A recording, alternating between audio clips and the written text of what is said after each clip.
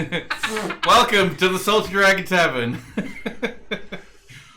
Pull up a chair, come listen to us, talk about some LARP stuff, and have a drink as well. I just go through a couple of things first before we actually start talking about stuff. If you are in the channel currently and want to ask particular questions of anything LARP related, we're quite happy to talk about it with the people that I've got. This week we're probably going to be talking a lot about the fact that Exodus has now been going for a month. Blood and Gold has had their first event for Blood and Gold, and of course also Black Powder and Bloodlines is coming up in 3 weeks. No. Yes. Isn't it next weekend? No, 3 weeks. Next weekend, sorry, not next weekend or the weekend after that. Oh, have an extra weekend. Yeah, have an extra week. So, stressing out, look, I get my costume together. You know, I forget how time works sometimes. Yeah, that's true. So yes, thank you for coming along, and feel free to, in the chat itself for Twitch, ask some questions if you feel like it. Otherwise, we'll ramble on and just talk about shit. Alright, if you are watching this particular channel, I also run a Dungeons & Dragons stream on Sunday night, starting at around about 6 o'clock, and we run it in the old Althean world of Swordcraft. So I get to have a bit of fun with the map that no longer gets used. So you should consider posting summaries in the RP page. In the old one. It's not a bad idea. I could consider that. I thought about it today. Ashley Walker updated the description. And because you made a new one for... Yeah, which makes sense. Because everyone had nowhere to put it. So it's like, that's an archive, essentially. Yeah. But yours is still set there, so you can just be like, here's a game somewhere. I think it's a bit archived. There's posts to it. Oh, is it actually archived? I think. Okay. Worth checking out. Do we want to focus this camera? I tried. Okay. No, that's They're on autofocus. If we, they're like, all... pick it up and walk it in. Yeah. It's... I don't know what the deal is. I think it's the camera. I got a funny feeling that particular camera, even though it's a brand new purchase, might have been old stock. So it's the technical. We just look angelic. Yeah, I've got this blur filter on. It's glowing. great. Yeah. I like it. I mean, we can switch. Tim's camera is just Let's switch. No, I it's will all good. break the room. We discussed mean- this already. He has to stay on the outside. Yeah. Change places. We don't actually have that many viewers at the present moment in time, so I doubt any particular questions are going to be asked anytime soon. So which topic shall we do? Which thing shall we actually start talking about? I think we should start with introductions, Tim. Oh yeah, introductions too. That would be good. Actually, no. What I'll do is introductions first, and then I will actually, if you want to, get you to spruik your gala. Can I say something first? Why? Because I was thinking about this today. Yep. Right, and I actually am kind of mad that like I'm not sitting opposite Nathan like I usually do. Right, because it's kind of like QI. He and I are here every week. Yes. Right, and then we get a rotation of Do you different wanna people swap? through with the same. Which of us is as stupid as Alan Davies? It's definitely me. Okay. Like, I'm definitely going to lean back and go like, you know, Manx cat. I had to think about whether I wanted to contest the title of stupid. It's not a contest. No, it's not contesting the title of stupid. It's contesting the title of Alan Davies. Oh, is that a Okay, good you thing? can have it. Yikes. Yeah, But yeah, I was just thinking, it's like QI. But yeah, for probably should actually do that. It also helps because you have a lot of the conversation that happens when you're on the edges. So what you're saying talking is in. I should swap. We should swap. Probably should You swap. want to swap? Alright. Done. All right. Well, Just you watch better the go- mic. Just gets up really quickly. Change places. Oh no. Or just really shuffle over. Yeah. Oh god. Yes, it wasn't me! You ruined everything. You've ruined everything, man. Yeah, this is gonna be great. It's fine. This is how live television It's fine. works. This is fine. Yeah. Can we change the background to all being on fire? Yeah. This is fine. I mean, You worked a fire into the book your entrance. thing I and can do yeah, it. I can when do it's it. not good. I also would like to stroke my thing when this was. That is nice. You just That was the you could have just asked. So we're not actually talking about love. We're just talking about package. Oh, sorry, Brandon. Wow. That. All right, Hey, look, you started the intros. Hey, Brendan, what's up? let's start. Yeah, I don't actually know what to say. Actually, Just say who you are now. well, you know that. Can we? Do you want to discuss it? Let us not have an existential crisis right now. Existential crisis. Get out. I tried. I mean, I'm glad they knows moved who you I am closer to when the we're door. watching. Can I just pass? Just no. Say it. Say who you are. Who are you? Who are you? You gotta make a choice. Is it that difficult? Who am I again? Yeah.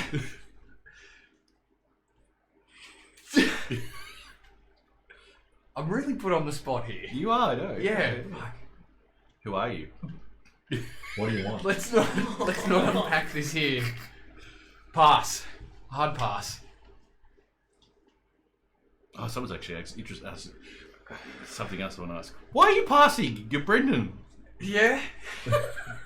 Brendan Package, answer the I'll be question. completely honest. I've actually been. That's been a grapple today. Yeah. Yeah. So pass, please. Alright, so for those that are extremely confused, this is the artist formerly known as Jack Package, in other words, Brendan Faithful, as he's recently decided to out himself by his real name. He's having a lot of trouble dealing with it because he's gone by the nickname for a long time, but we'll love and support him no matter what. He's also the managing director of Exodus, the newest weekly battle game in the Melbourne Sphere. Is that going to do for you, Buttercup? No, it was better than I could have. I noticed. You're up! I'm Vari, hello everyone. One of the warband leaders of a group called Falazrai and also of Las Granadas. And I'm helping out with Exodus world building. Hi, I'm Beth. I'm one of the kind of warband leaders of Freaka. I'm one of the officers of the Free Company. I'm also helping out with Exodus with their magic system. And I also am part of the team that runs the LARP Charity Gala. I'm Nathan, as you may or may not know from past weeks. I run the House de Mobrisser at Swordcraft, a warband there, and the Seraphim at Exodus, a warband there. And I'm also now a member of the Exodus Community Standards team, because it seems like it's a stacked week for Exodus. I That is really true. tried to get people from Swordcraft because I was worried it would look stacked. Yeah, well, normally we would have both Heather and Madeline here. Which so- normally I feel which, like it's stacked against me. yeah, normally, yeah, Yeah. normally, yeah. Right. And of course, I'm Tim. No, kids. Alright, there's no so- for or against. First things first, go about your gala. Oh yeah, for sure. So last year we ran the LARP Charity Gala in early November. It was an amazing night. I think we had to turn out at about 80 in the end. And we ended up raising just over $2,300 for Beyond Blue, which for a first-time event is pretty good. So we're running it again this year. Our charity this year is... Minus 18 and Rare Voices. No, yes, it's Rare Voices. That's right. wasn't We had a poll Oh, to okay. kind of choose between the two. We wanted to kind of put it out to the community. I thought it Here's- was both. No, it was Sorry. one or the other. People could vote. And yeah, Rare Voices was the charity that kind of won the vote. Rare Voices is a charity that does a lot of fundraising for silent illnesses, I guess. Illnesses that don't get a lot of that public funding and all of that kind of awareness raised. Yeah, it's around the same time, 9th of November. There is a page and also an event. So if you look up the LARP Charity Gala on Facebook, you'll come across the page, and the event's been shared around to all the kind of LARP pages. We're just in the process right now of gathering up a bunch of sponsors, people to sponsor the silent auction, our raffle, and just generally get involved. So if anyone is out there on the stream who runs maybe a crafting business, something to do with LARP, something not to do with LARP, who's interested in sponsoring a really cool event, give me a shout. Maybe Tim should do a live stream from the event. I could do that. It'd be Alright. fun. We were thinking of doing a Snapchat filter for it this year because you can get like custom like geo event filters. It'd be fun. Yeah. And tickets are available. They are actually on sale. We had a bit of a quiet period over Quest. Obviously, everyone's very focused on spending money on Quest. So yeah, but the tickets the links are all up on the Facebook page. It was an amazing event last year, if I can say so myself. So I had a lot of fun. Yeah. That's how I got to know Nana Sally. Oh I yeah. mean, I'd spoken to her a couple of times before, but just got drunk with Nana Sally. That was actually a lot of fun. it's a good opportunity to like interact with people out of character, because a lot of the times, like, I would in character never interact with a lot of, you know, the community, and then you get into this out of character thing and you're like, hey, let's have a dance and have a drink, and that's good. Too highbrow for me.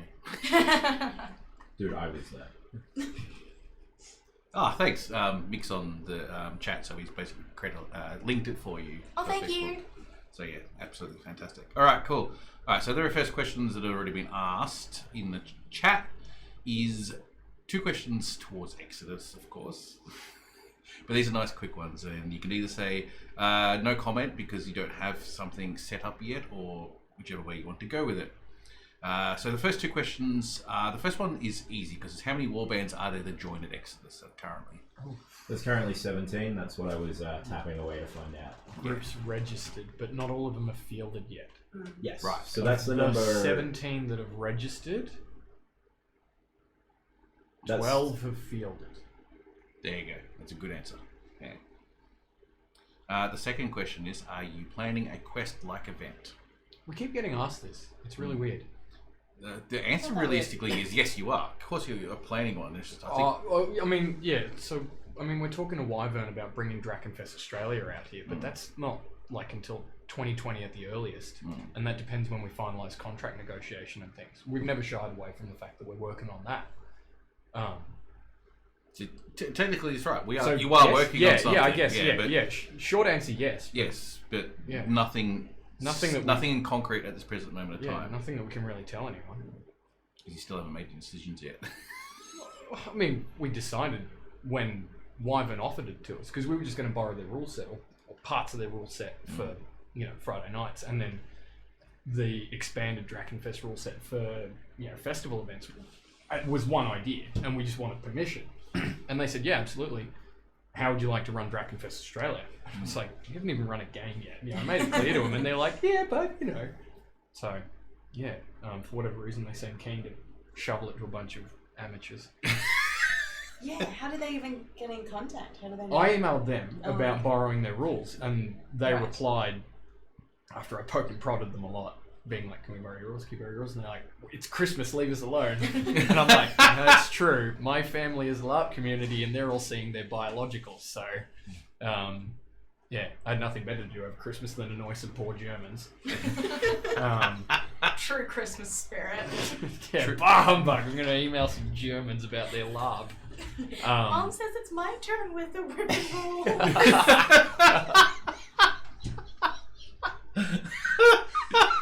Oh shit! But yeah, they offered it to us, and another guy in America who's looking at making Drakenfest in America as well.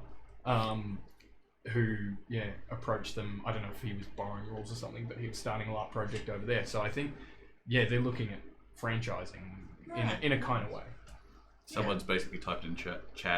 That's actually kind of sad. Aw, Which bit? that you didn't We have are a going Christmas. to. Your Oh no, Christmas- I had Christmas. There was a lot of LARPers at my house at Christmas. There was a Yeah. huge amount of love. Yeah, up until they leaked to my house. Oh, I'm sorry. Christmas Scrooge. I don't like Christmas, so no. Yeah, fun fact, I you prefer can Grinch. Yeah. Thank you very much. you can choose your family. All right. Since we've already started on Exodus, how has Exodus been so far? It's only been what, 4 games? 5 games.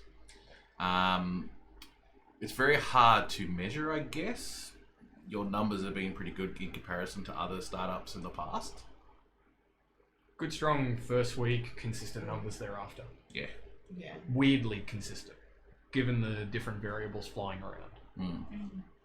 So what's the consistent number then? The aggregate we worked out was like 77, 78.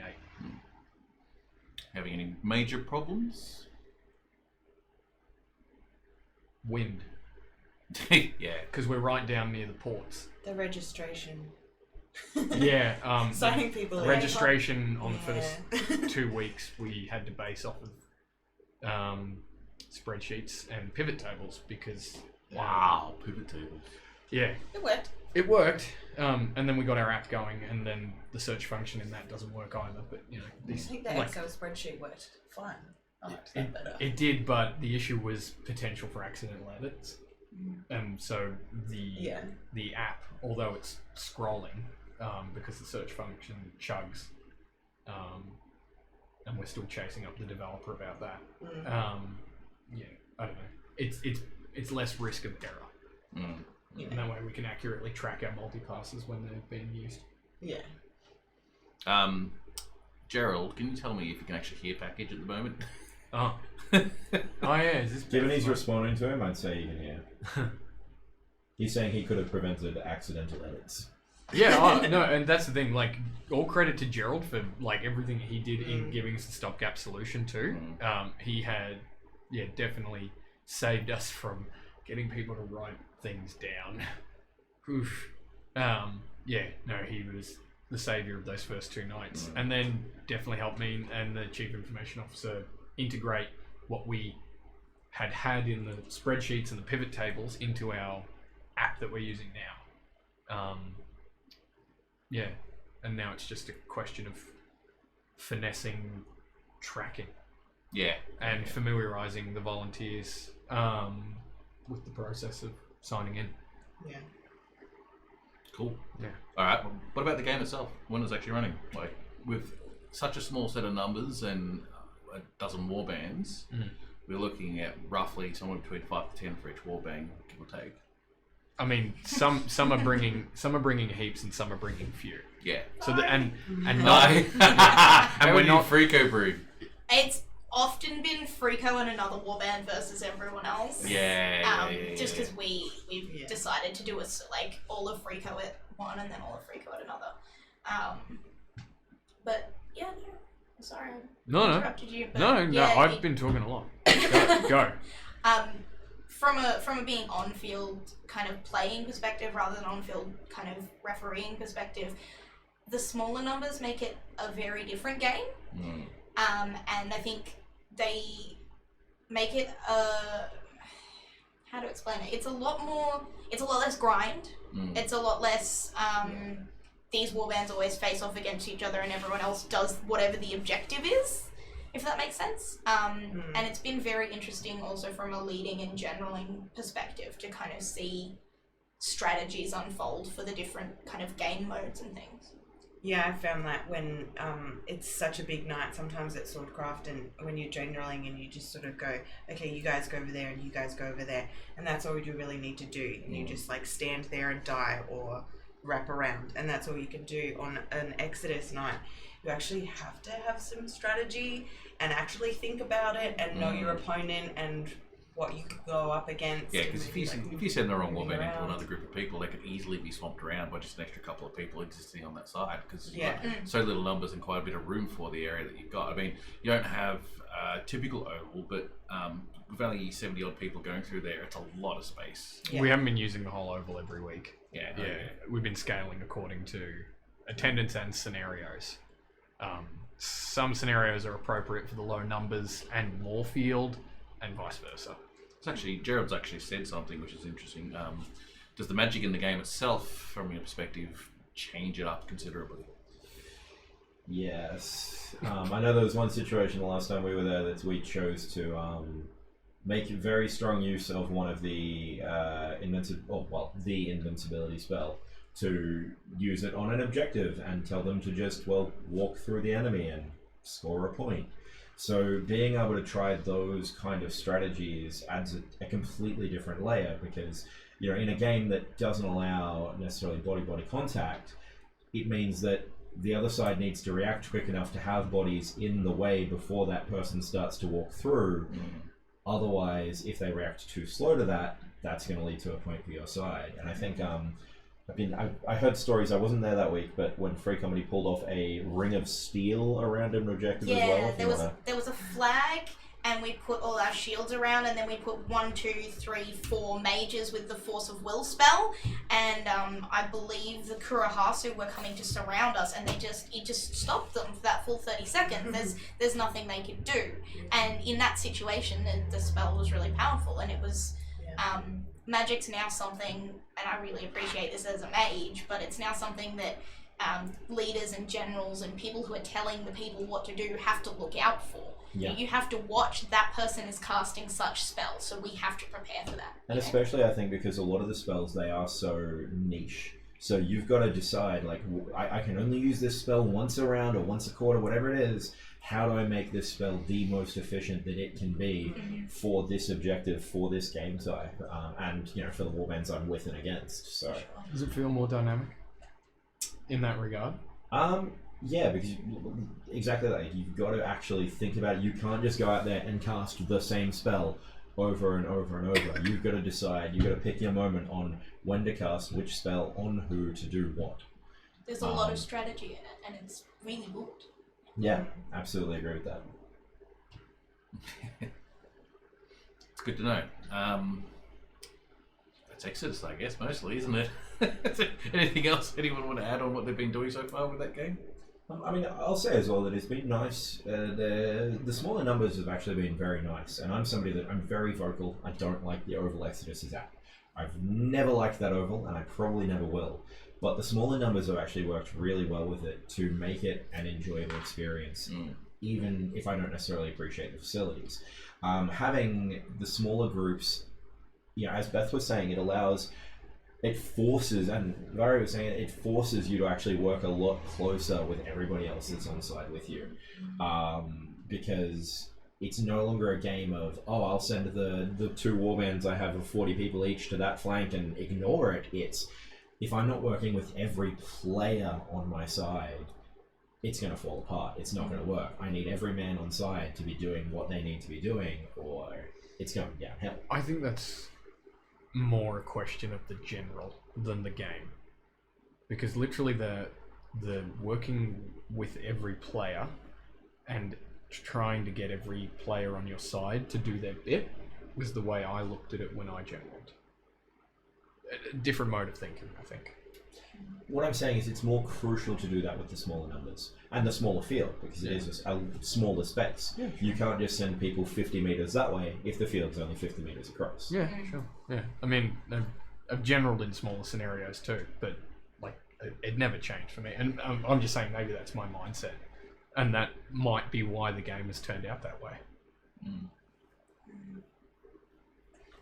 It's very interesting, yeah, because a lot of people are saying that no one really likes AstroTurf. That's basically what That's pretty much what I'm saying. Yeah. My ankles disagree with it. Look, a lot of people do. The problem is with Exodus is that it's the city council's decision, realistically, when it comes into it, and there's not much that can be done on that particular side of the fence. So perhaps when summer comes around, you might get luckier with a better place to sort of do it at. But there's two things that are going into it at the moment that City of Melbourne have indicated to us is because for the last 12 to 18 months, the synthetic field at JJ Holland Park has reached its end of life. So now it's in excess of end of life because it's actually meant to be spongy. When we first started going there with Swordcraft, like 4 years ago now, give or take, it was still a bit spongy. And like I found it kind of fun because we're like bouncing on the moon.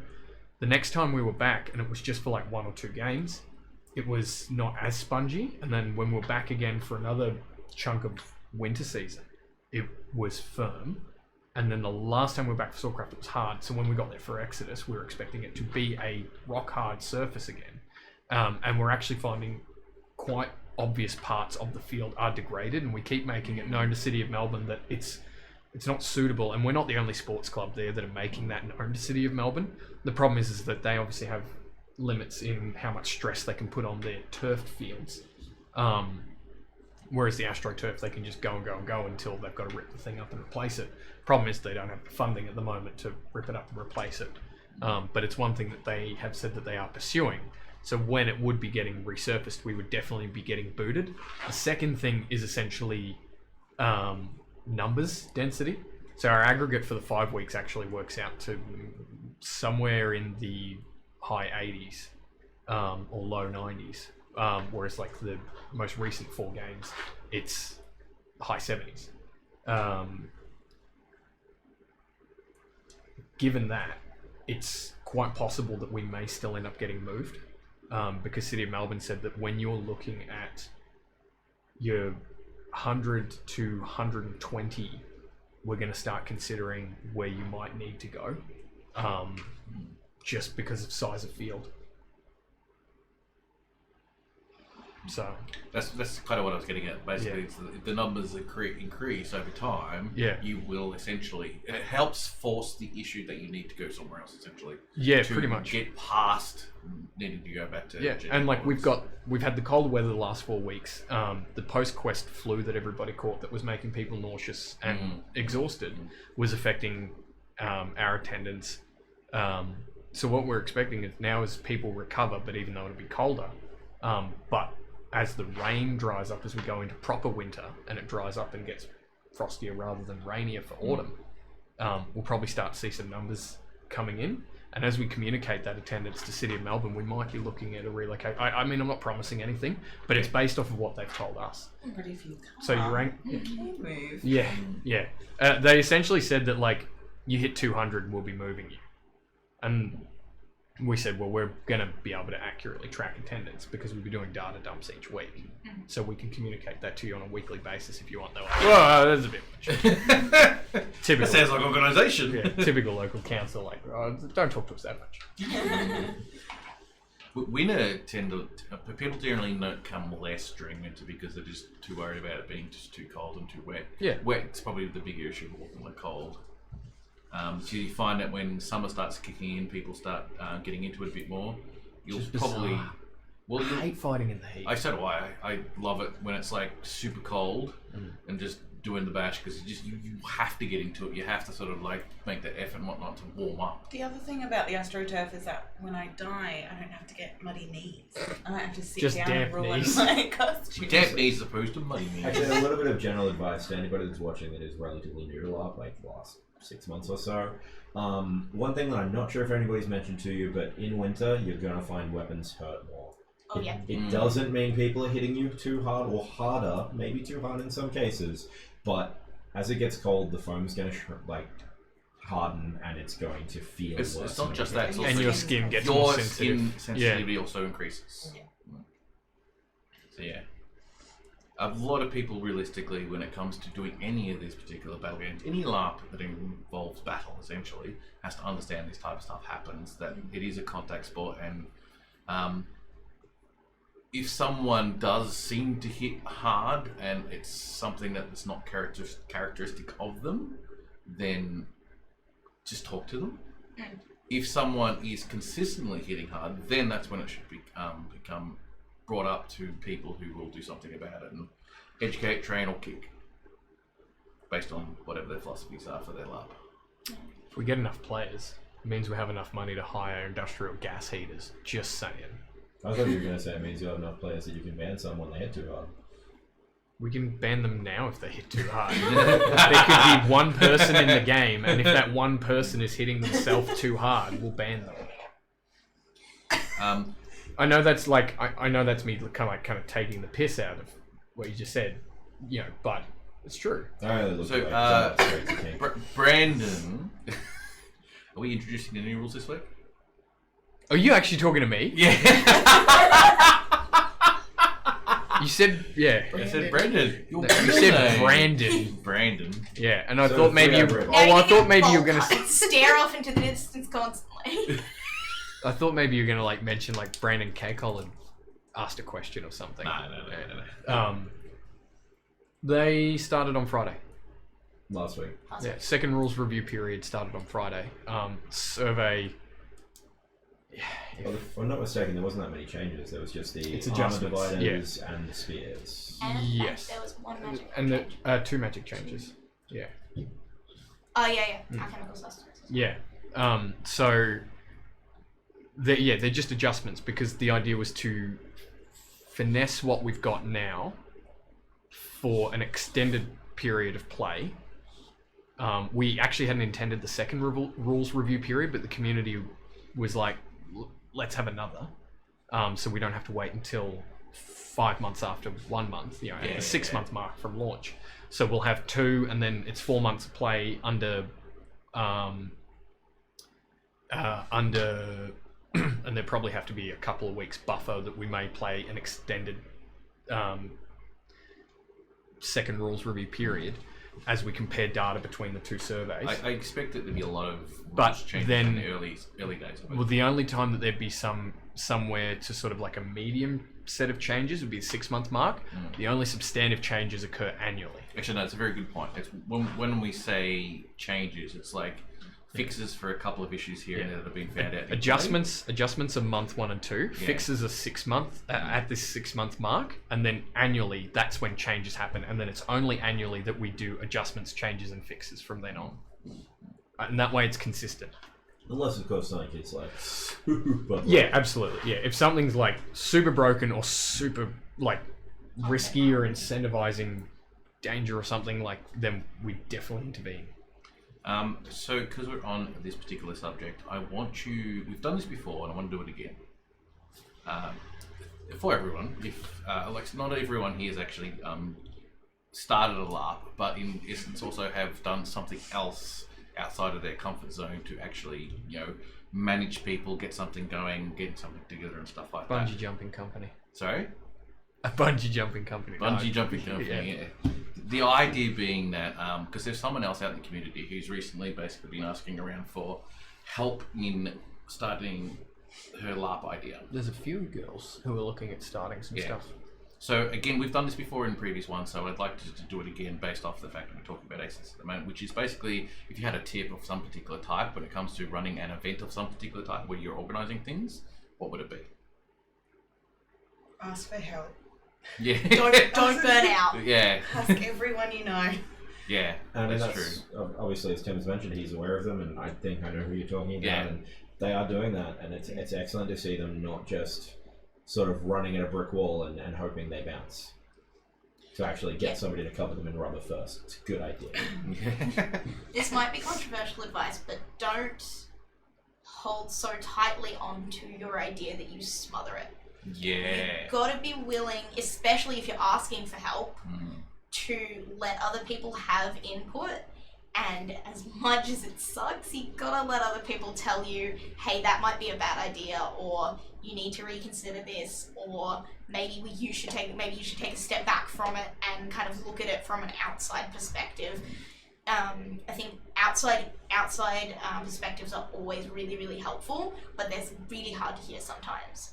It's really, really important that you let your baby go and grow, because it's a bit like a bird leaving the nest. Like it won't flourish if you just hold tight to it forever. You're like, this is my idea and my baby and no one else can ever touch it. But isn't it great? But no one can see it or touch it. But isn't it great? You know? In writing, the saying is kill your babies. Oh, someone just typed that. Yeah, Exactly. that's what I was about to say. Alpha, learn to kill your project, and that's I always heard it as kill your darlings. That too. Same Yeah, concept. yeah. Yeah. Yeah. same shit, different smell. I'm just interested in like dialectical differences. I was actually going to say it in an almost completely different way, which is actually very confrontational, but I haven't had a chance to have a talk to her yet, but my thing that I was going to say to her is that your LARP that you're creating is going to be shit. I'm going to say it like that. Anyone who wants to create a LARP, it's going to be shit. Oh, okay. I got the same thing from Kerry Fulker. Yep. Yeah. Astro Kerry. Yeah. For anyone watching at home. Yeah, she said the same thing to me. She's like, it will be shit in the beginning. Yes. And it won't just be shit for you. It'll be shit for people backing you, people playing it, all of them. And then it will get better. Yes. But in the case of if you're doing a once-off, that event that you have will be shit. No, not necessarily. Oh, it will. It will. I mean, It won't be what you hope it will be. Yeah. It won't live up to your expectations. It might not be shit. Yeah. Because Um, I've played some one-shots that were amazing. Oh, look, I'm saying with a positive spin on it. The reason why I say that your LARP's going to be shit, because you understand the expectations that come with it. That you can actually, once you realise that and understand that, and like holding it tight to your chest and stuff like that. If you learn all these things, what you learn knowing that your first one's going to be shit is that it's going to be shit. It should be shit. It should fail. It You're should not kill gonna your fail. baby. I think You're not going to paint the Mona Lisa the first time you try. I think a better way to put it is a way that Elon Musk puts it, because his friend put it to him, and it's around starting a business, but the sort of the mood is similar in the phrasing, which is starting a business is like staring into the abyss and eating a sandwich full of broken glass. I think that's a better way to say it, because like the event may turn out amazing, whether it's a one shot or an ongoing thing. Which But somebody's actually defending on the way to Sudenburg, the LARP by. yeah, a lot of people liked that. I wasn't like talking to Charlie much about it, but you know, saw some posts on Facebook and she mentioned a couple of things. Still maintained an optimism while staring into the abyss of running this thing and chewing the broken glass. Although now that I've mentioned it, Narcissism Inc. has announced that they are running a second parallel LARP in the same universe. So look up Narcissism Inc., the same company that ran On the Way to Sudenburg, if you want to know more. Nice. I think it's called Another Funny Thing Happened. I believe it is, but I wasn't sure. So On the same kind of topic, the gala. I know it's not a LARP, but it's It's still that an thing, it's event. the same You are event. Same organising. thing. The gala. I mean, people have told me the gala wasn't shit, but running the gala wasn't shit, but it was difficult. There were times where you're like, we didn't break even on the first gala. The end of the tail end of the contract with the venue came out of the pockets of the committee who run the gala. Because we didn't want to eat into the donations and be like, let's take this money to cover it. We wanted to have as much money go to Beyond Blue as possible. And I'm eternally grateful for the guys in the committee who did put that in. And you know, I wasn't even really expecting. I was kind of just gonna foot it. But that kind of thing, getting to that point, and it will be disheartening. There will be moments when you want to give up. There'll be moments when you're like, why am I even doing this? But then you get to the actual event, and whether or not the actual event is a disaster, seeing your vision unfold and seeing all the work that you and all of your friends and your support put in is so fulfilling that, you know, even if the gala was an absolute disaster, people still would have had fun. You know, and people still would have. There was free alcohol. I mean, but like, you know, you get to the point where, you know, even if the lead up is shit, even if the event is shit, you still get to. It's a learning experience. You still get to see all your effort unfold, and I think that's why I kind of disagree with just straight up saying it will be shit, because it might not be shit, but there will be shit parts. Yeah, I was going to say, you said it. I was going to say, if you're desperate to work it in with a cuss word, there will be shit. It could be shit. It's not about the result. It's that there will be shit. another way to put it with something that Pro Hobby has said is give yourself permission to fail. Yeah. It doesn't necessarily mean absolutely. that it's going to be shit, but that doesn't necessarily mean it's going to be an absolute success. It could be a great event first time, first try. You could be that lucky organizer, but it could be that you're going to have struggles. You're going to have things that go well for you, your mod team, your NPCs, your players, you know, the random person that's chipped in $5 to make sure that they can pay for somebody else's meal. If anything is worth doing, it's worth doing wrong. In fact, Until a better you way get of putting it right. Hope for the best, prepare for the worst. Yeah. Like even in On the Way to Sudenburg, which was Charlie's thing, Charlie herself has been doing stuff within the Soulcraft community itself, trying to do small events inside the game itself. So I wouldn't consider On the Way to Sudenburg her first LARP in that sense, or first experience trying to organise something LARP related, if that makes sense. And I could be wrong. I think she's run stuff when she was in Brisbane too. Yeah. So she actually has some experience and actually an understanding of how things go. Like when she was at Quest and she, on her own back, essentially she was paying people to come along to a introductory session at the start of the Quest to start of Blood and Gold, to go through the role-playing stuff. Intro to And role-playing daily, stuff. I think, should rerun them as well. Oh, okay, I didn't know about the daily thing, but yeah. Absolutely fantastic idea, and through that, I think has helped some people, and that's always good. Charlie, I believe, has actually had some experiences and a lot of fails. So from that particular reason, that's probably why On the Way to Sudenburg might have actually been a good thing, because their learning process has already happened for quite some time. So, yeah, it's not her first. A lot of people don't see the failures as well that come Yes. first. Or they hang it over your head. Or they do, that's correct. But there are a lot of times people will be like, "Oh, this is a great first time event." It's not the first time doing a thing, or the opposite will happen, and you'll try. You have kind of almost a reputation to get over in that, like you had a failed event.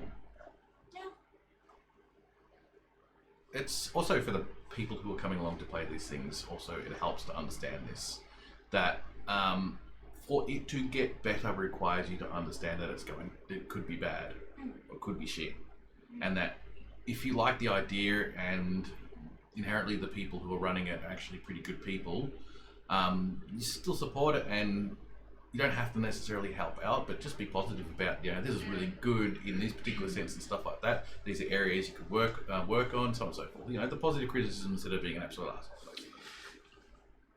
Can I brook a topic based off that last thing you just said? Yes. Because I've been thinking about this a lot in the last week.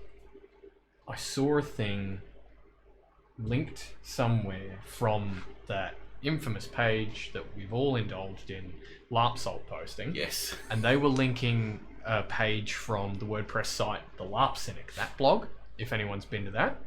And they were deconstructing the phraseology, which is very, very common in LARPs around the world, which is don't be a dick.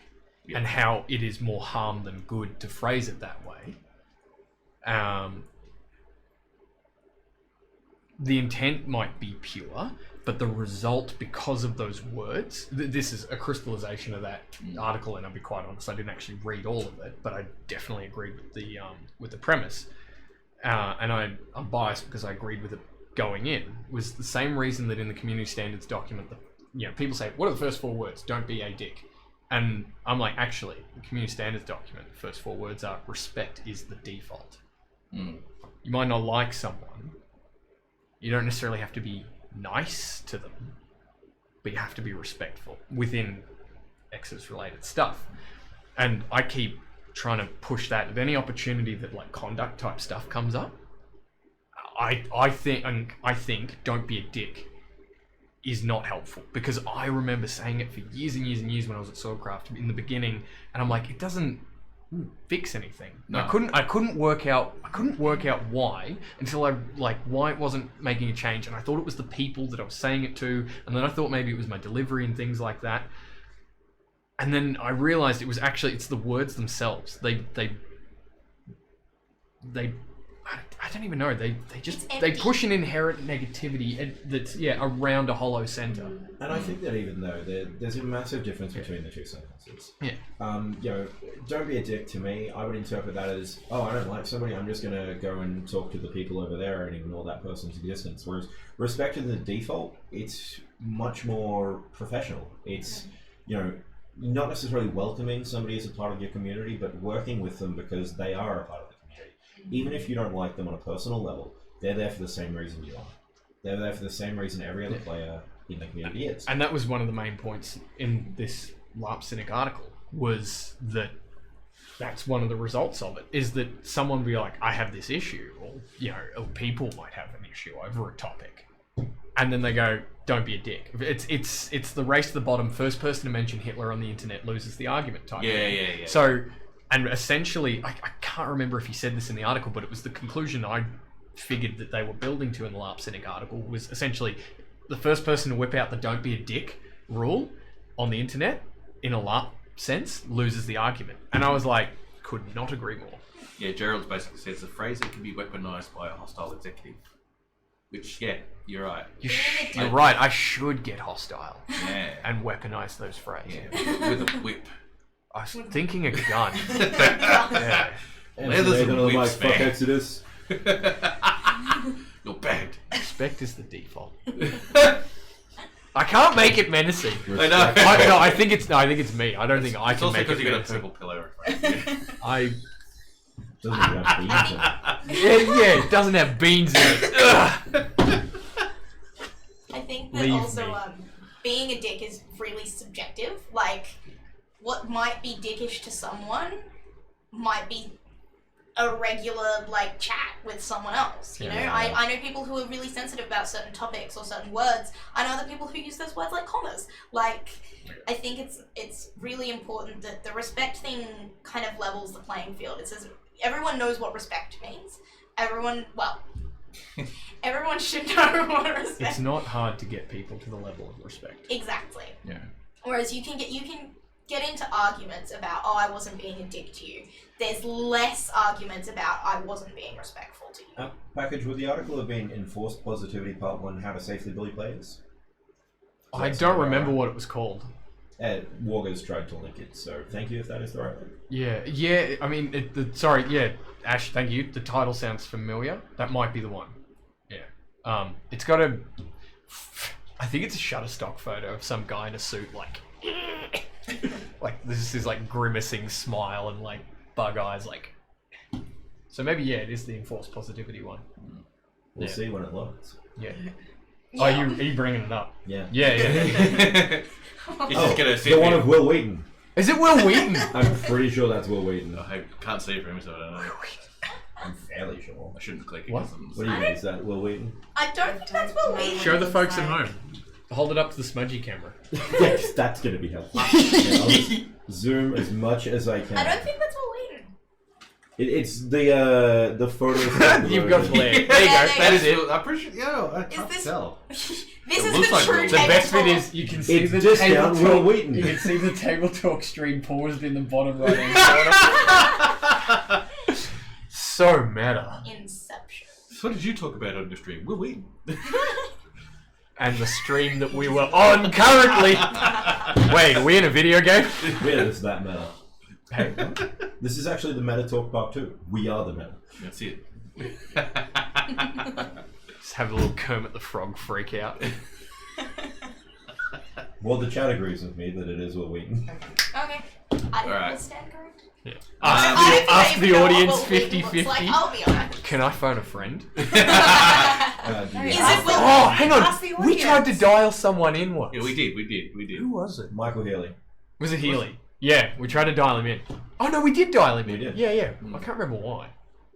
It Was the one where it was just We you and just me. decided to take calls. We should. Yeah. But anyway, not tonight. That's Too a much different effort. show. I mean, my phone's charged this time, so we could. If I had someone come along to sort of like sit in the background dialing calls. and dialing calls, and that would be fantastic. I could do that, but getting all people organised to actually help out on things is actually really, really difficult. Understand that when you want to start a LARP, when you ask for help, they will say, "I'll help," but not actually tell you what they can do because they don't know themselves half of the That's time. actually that's a key tip. Yeah. Because I was just going to revert to the one I gave at the LARP organisers stream. You can go, I need help to run this LARP of mine, and all these people go, I'm happy to help you. Yeah. Then you have no idea what to do with them, and they have no idea what to do. No. Worse than that, ever shifting flexibilities. They may become more or less inflexible / flexible. And within that, their availability will ever shift. Yeah. Because this is something, and this is the other thing too, is like they're just starting to be really scary overtones. And I say overtones because I'm tired of saying undertones because it's not fucking undertones. Really scary cultural overtones of you must be in the LARP community and this LARP community to get your socialization, or that's it. There's a guy, and I'm not going to say who it is, but he's having a really, really rough time with some really serious family shit. And it's impacting his ability to participate in his group at Swordcraft. And it's prevented him from joining in on some of their activities to a certain extent, and that's his primary one that he wants to be a part of, which is fine. It stopped him being part of another group at another LARP, not Exodus.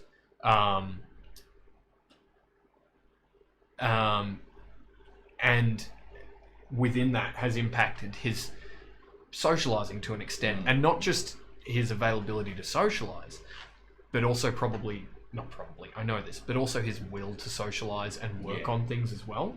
And even things that he wants to do, and even just small things. And I've been saying it for maybe only for 16 or 18 months now, but I keep trying to tell my guys and anyone that I work with, or even just fucking plays Exodus now too, or even Swordcraft, or any LARP game is that life comes first. Life has to come first.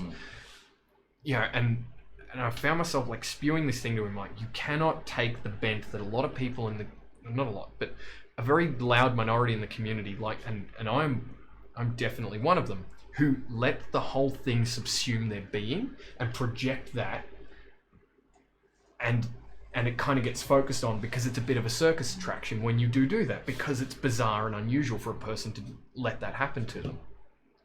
And it creates this kind of implicit pressure that they need to live up to that standard, that it needs to be something that subsumes them, and you really shouldn't do that. Because you will, and I've seen it happen to other people, and some of this stuff has happened to me, but you will lose jobs, you will lose a fuck ton of money that you shouldn't have lost. You will lose friends, you will stop talking to family, you will lose a whole lot of shit that is not healthy to lose. What I'm saying is you don't, oh God, I'm a tragic artist, it's not what this is. What I'm trying to say is you don't want to be aspiring to live a life that I live. I'm maladjusted for a lot of reasons, but that means I'm well adjusted to live this kind of lifestyle. It does not suit most people. So people need to get past LARP being the be-all and end-all in their fucking lives. So don't feel bad telling someone that you're not available or that you have to be inflexible. Say no. Say fucking no sometimes. Yeah. And that's an issue too. It's because this thing is so pervasive and so overbearing. People are scared to say no to even me. I keep repeating to them, like, if you can't do it, it's fine. We'll make it work. Fucking shoestrings. I don't care.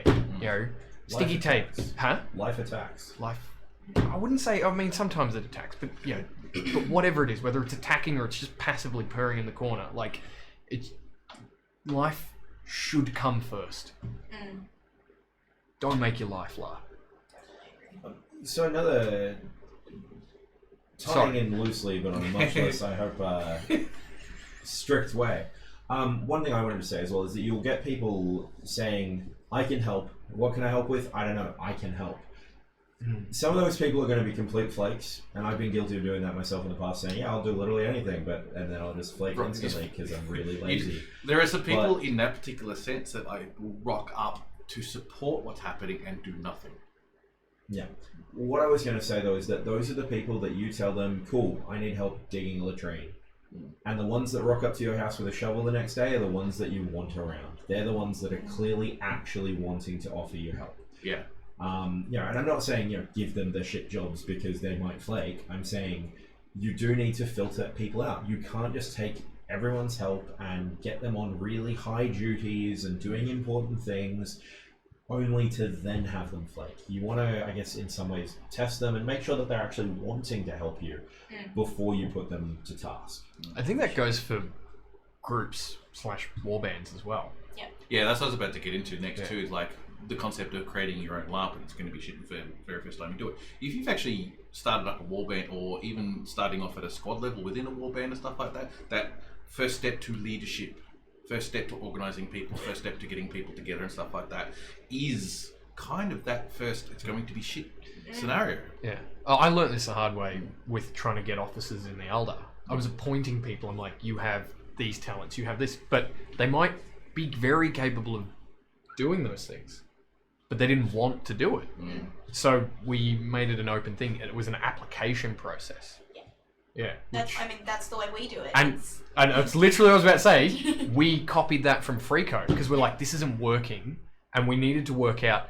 And like Freako have given us hell for copying some of their shit over the years, you know. And they're not the only warband that does it. But like, one of the things I give like my guys credit for is that they tell me when something's not working, and they say, this warband does this. And it works. And then we go, copy paste. How long until break? We can probably have a breakdown if you want to. Oh, well, I was going to just say, on the risk of going on what could wind up a dangerous tangent, as always. You two actually represent one of the, I guess, most interesting niches in the community, which is female leadership. What are your thoughts on that kind of thing? And you know, getting people involved and getting actually, them, because I really would like to know. Yeah, as a male warband leader, I've got lots of lovely ladies in my warband, but it can be very difficult getting them to step up and help. Well, actually, no. not help run things, because honestly my girlfriend runs 95% of my warband these days, but getting them to want to go to the spotlight and actually drive things forwards in a lot of regards. So what are your thoughts on that? Right now. Sorry to put you on the spotlight, but somebody's yelling that we're being the Brendan show, so... Yeah, I thought we were talking about no monologues. Oh, don't you ruin my tangent with a tangent. So You have the spotlight now. yeah, it's something that I would say for getting women in your warband motivated to take that on, don't do it just because they are women, because they may not want that and they just want to be in the warband.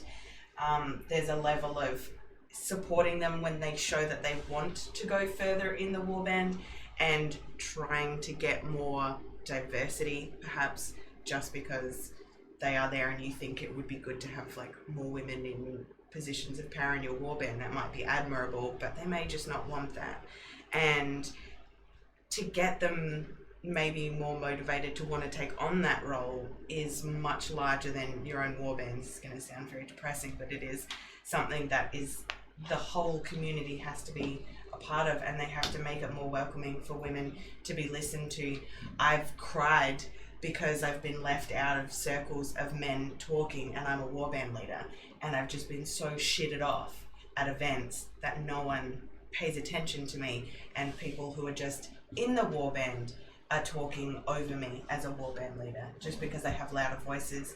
And as women, we're naturally, socially trained to just be there and listen, as we have been. I'm just trying not to cough. But it's something that has to come from the whole community to respect and listen to women as leaders, for that to be something that other women will want to do. I think a few points that this is specifically off my experience. The first thing Frico did that made me feel welcome as a warband member, and not necessarily as a, like an aspiring leader, but just as a female joining the group, is they have a set bullying and sexual harassment document. It's for Frico. It's if you join Frico, these are the rules. If you break these rules, you get, I think we have a 3 strikes and you're out, but if you break them in a major way, you will just get asked to leave.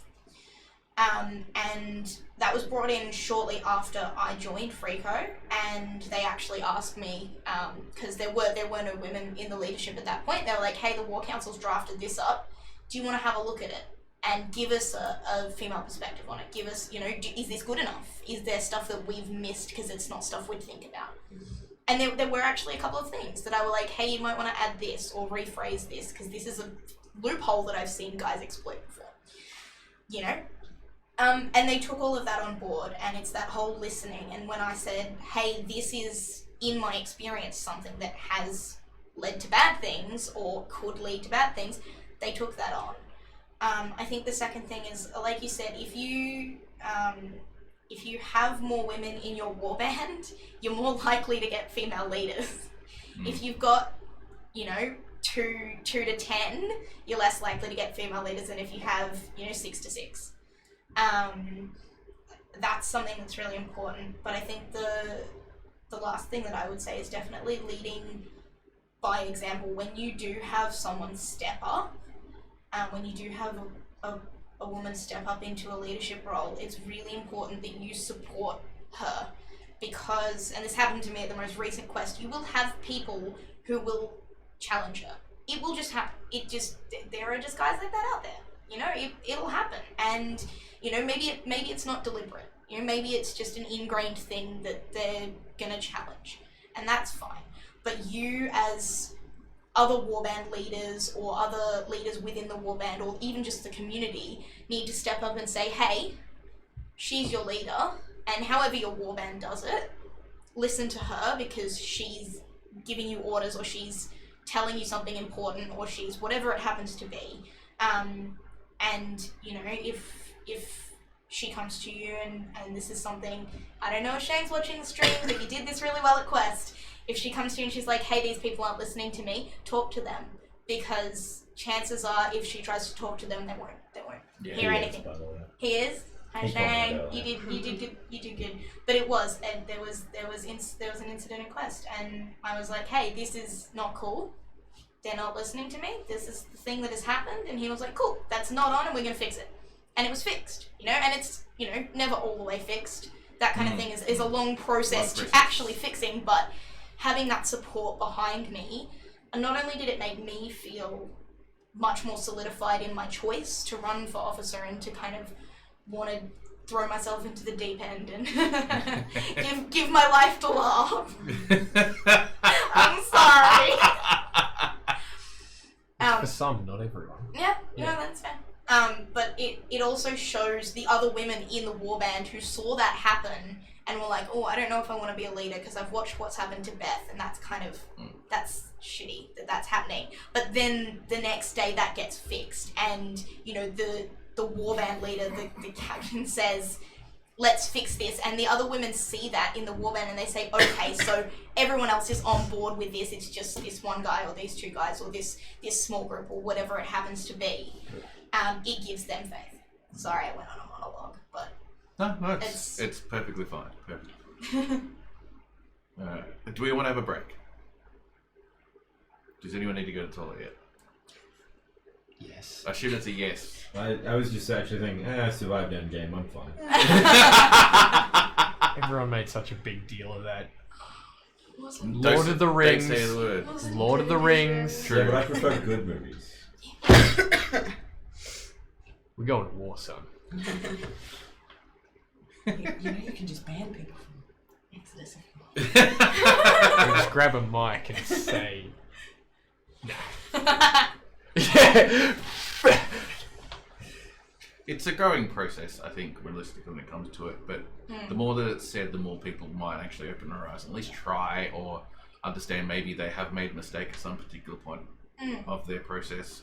A lot of people do have ingrained things that they just very difficult for them to let go, and they will not let go until they actually know what's happening. It's on such a subconscious level that they're doing it that, yeah, it requires quite a lot of effort. It's never easy.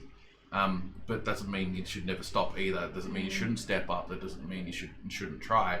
And knowing that you're probably going to do it a few more times before you finally get your feet into the place you want to. Yeah. So, yeah, it is more difficult being a woman. I don't know what it's like, but from everything that I've heard, lots of people are coming. Lots of the girls are coming out with these same things, especially going through these talks and stuff like that. I get to have this same conversation over and over and over again, which I'm happy to do because it needs to come out a lot more. And not just girls, like people who are doing trans, and there's a lot of people who are in the community who are doing that now, who are just trying to find themselves within the community itself, just to be those people alone, let alone positions of leadership or running things like Charlie's doing and so on and so forth. Yeah. So it's very difficult, but there's still people. Yeah. It really helps having supportive other warband leaders or 2ICs. Like I've had that in my warband, and really being able to vent to them privately is really nice.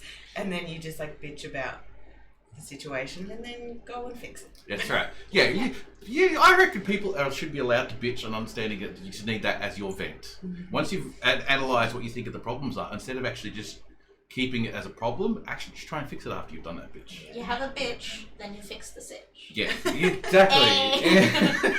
Your point about being left out of circles of warband leaders, though, my tenente, my kind of assistant, I don't know, he's a big guy, real tall. He's built like a brick shit house, and he multiple times people have come over to the Freako camp at Swordcraft, the place where we kind of set up our thing, and they'll be like, hey, I want to talk to an officer or whatever, and they'll assume that he's the officer when the two of us they're like, we want to talk to leadership, and we'll both walk up and they'll assume that he's the officer. And I've had people, no, I'm the officer, and multiple times I've had people be like, oh wow, really? And I'm like, yeah, really. But yeah, it is a big thing. It's overlooked. I'm going to presume that they're watching. Viking cracker. I am a brick shit house. You're our brick shit house. Every warband needs a brick shit house. Oh, That's true. That's true. It's usually me. Straight, white, but also especially men, if you fall into any of those three categories, that might be watching this or will watch this, don't be shamed by, although very, very small in our community, sometimes vocal minority that will try to shame you into feeling a straight man's guilt, or man's guilt, or white guilt for not backing up women, trans people, or people of colour, and any mix thereof. Because it does happen. It's very rare, but don't let it happen, because then it undermines getting great people like this where they should be. If you have the confidence and the mental energy, I think I want to say, Yeah. social energy With to the students. speak up and say something, absolutely do it. I can guarantee you the person who's been talked over or looked over or whatever it happens will infinitely thank you forever. If you don't have the energy, have a quiet word to the person who's being talked over afterwards and be like, hey, I heard what you were saying, and, you know, or I saw what happened back there, just letting you know that, you know, you're not... I get this kind of weird thing where if I'm strict with people in my warband, I feel like a bitch. And I'm like, I'm constantly fighting with this, I need to have teeth, or no one will listen to me, because that's how Freako works. As an officer, you have to have teeth. And some warbands aren't like that, but that's how Freako works, so you gotta have teeth. But like then I do it, and then I'm like, and now I feel like I'm a horrible person, and I have to go apologize to that person immediately. And then I'm reminded, no one ever called Mitch Porter a bitch. You know, no one's ever called, like, no one's. I'm But pretty sure people have in told that me in that context, context, no one's ever been like, you know, Just ask him you about were it. being way too harsh by telling me, by giving me orders, or by, you know, these kinds of things that I would do. You know, maybe there's been times when other officers in Freako have, you know, stepped over a line in their orders or in their whatever, and in that case it's all right to be called out. But I feel like that a lot of the time, and that's a big thing for me to get over personally. But I can guarantee you it's a big thing for a lot of other female warband leaders to get over. Well, I can say that I can't remember which game night it was for Exodus, but one of the ones, and I wasn't there, my warband members were telling me about what had happened, and they were like, that little badass woman from Freako. So, yeah. Betsy told me last week that she would literally die for me. I'm like, oh. I think Please people, especially in this environment, like, if you're on the battlefield, it doesn't matter who it is. If they're giving orders and you're not a leader, follow those goddamn orders. That's what this game is about. No, it does matter who they are, because yes. they may give you not some good orders. Yeah, if they're being a dick. No. They may just, like, tell you to be running to your death, and they may just be some random dude. Freeman does it. Yeah, Freeman does it to you should confuse always- the enemy. you should If always you should know just who- listen to orders. You should be Just making be careful some of sort blanket of statements. That's true. You should be making some conscious efforts about who the leaders are, of course, but there are a lot of them, and when you're trying to filter it down into, you know, subsections of your warband into smaller groups and smaller groups and squads, it does become difficult. These people are given positions of leadership within their warband, but that doesn't translate across to the rest of the groups who are not part of that warband. So there's an element of that. That's where it's important to know who your warband leaders are. As in, like, who the warband leaders in 2ICs are. Yep. Really, really important. Yeah. Well, also to a degree, why it's important to know who are the warband leaders and leadership from other warbands, because as Brendan was just saying, don't know, used to it myself. You know, there can be times that somebody will be giving an order that you probably shouldn't be following, whether it's because they're not experienced, or they're just not as battlefield aware of what's going on, or because they're just a random trying to get you to charge your own death. So it can definitely be worth paying attention to who, I guess, the leaders that are more likely to be giving decent tactical advice would be. It is a difficult thing. There's a lot of people out there, and you're not sure. Yeah. I think to go to that, I think a lot of people need to get over themselves a bit with that, in that thinking that they know better than some, and not necessarily others, that they know that this one person will give, or that these people will give good tactical orders, and these people won't. Because the other thing too is, like, even if they don't, that is no reason not to follow them. The orders and the person. I actually probably would be one of those people who don't do that. I'm going on to a use a regular very basis. old example for why I'm saying it, though, which is an example going back so far that I was still in Free Company. It's one that a couple of the senior older Northies love to tell, which is the time that the North were fronting up to Free Company, and one of the North yelled Free Company about Sorry, face. I don't mean that. That was funny. I was there that night, but I mean the times where you have the warband leader huddle. That's the common thing that people do. Or however you get your orders out. And it kind of goes back to not listening to women, on field or off field, because it's also, and I'm not trying to, equivocate or anything, but like it's anyone that you might have a devaluing opinion towards, that you won't follow their orders as a result. And you hear people say, "Fuck that guy, I'm not following his orders just because I'm on his team. Doesn't mean I have to." It's not good enough. Then everything Because falls apart. everything falls apart. Because that person might have said something that sounds particularly stupid to you for you to do, but they have a plan in mind, and you don't necessarily know all of it. You got to trust your leaders. You're not just your warband leaders. You got to trust your generals. You got to trust your squad leaders. And if they fail, it's okay to let them know. It's okay to be like, hey, that plan, whatever your grand plan was, it really didn't work for our guys last time. Like, maybe it worked for everyone, but there have been nights where Freako have just like constantly died. Like we've won the night, but all we've done is held long enough to die. Yeah. And that's enough for the objective to be completed. But it sucks for us. Yeah. It's a sucky night for us. But see, that's another thing too, is you got to get over dying is bad. Dying. Oh, yeah, dying. absolutely. Just because Dying's you just a part of because you die doesn't mean you have inherently had a bad time. And further from that, just because you lost doesn't mean you had a bad night. Some of the best memories that I have heard a lot of LARPers say is that I was on this side this night, or I was at this battle or whatever, and we got pummeled. But the whole battle was epic because these things happened and I was there to see it, or I was part of the epic thing. Win or lose. You've got to get your head out of the win-lose being why I had fun. I know one of the things I often used to tell my guys, because at Swordcraft, one of the things that we're appreciated for is our ability to, pull off flanks and destroy shield walls. But we've got a very low survival rate doing that. And one of the things I always used to drill my guys with that is, we do the dying so our side can do the winning. And that's we do the same.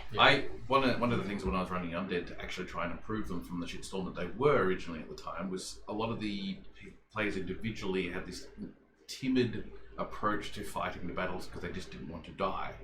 And I saw this after a bit and went, no, we're changing this up. How we're going to make you better is that from here on in, for however long I feel it necessary until you get this out of your system, you go in and die. Get it out of your system. Stop worrying about dying. Get it out there and just keep going and keep going, keep dying, keep dying, keep dying. And I'm just setting them suicide runs to the point where they're actually getting excited about doing suicide runs. And after that, I was able to actually start getting them to go into the fights like they should be as a better team. Because they were all now no longer timid and no longer pushing back and stepping back and not getting into the fight. So just at least holding the ground or at least pushing in and stuff like that. And it was just that improvement alone changed the Undead considerably. See, and that's how you improve your players to have fun, win or lose. Then the next step is a certain level of discipline. Correct. Whether it's like your line disciplines, right, and you're sticking to the orders disciplines, or a behavioural discipline that you see in Fal Azrai, which is again that sort of disregard for achievement being the dictate of fun. So you work on your players finding the fun in the thing itself, not the goal. The journey, not the end. Yeah. And then from there you work on the discipline, whatever form of discipline that is. Like you said, or you guys were both saying, is doing the dying so your side can do the winning. Yeah. That's our job and we do it. Yeah, exactly. I want to jump into something similar on those lines that happened over Blood and Gold with me in the Underworld. and he's actually on the. I wasn't there, so can I take a toilet break? Go for it. I love life. You're gonna wreck this whole place, aren't you? It's gonna suddenly fall. This thing's gonna fall down. I was gonna slide under the table, but I thought that'd look weird. Alice does it all the time on Sunday nights. Oh, I knew it was a You can slide back in when you come in. Can I just yell comments from the loo? No, My favourite part, and I'm not sure if people will pick up on it, but there's a certain part that whenever anybody walks past it, the brickwork goes in front of them, but only in the one little square. It's this. I know it's that. yeah. But I wasn't going to point it out to the people at home. You've ruined it.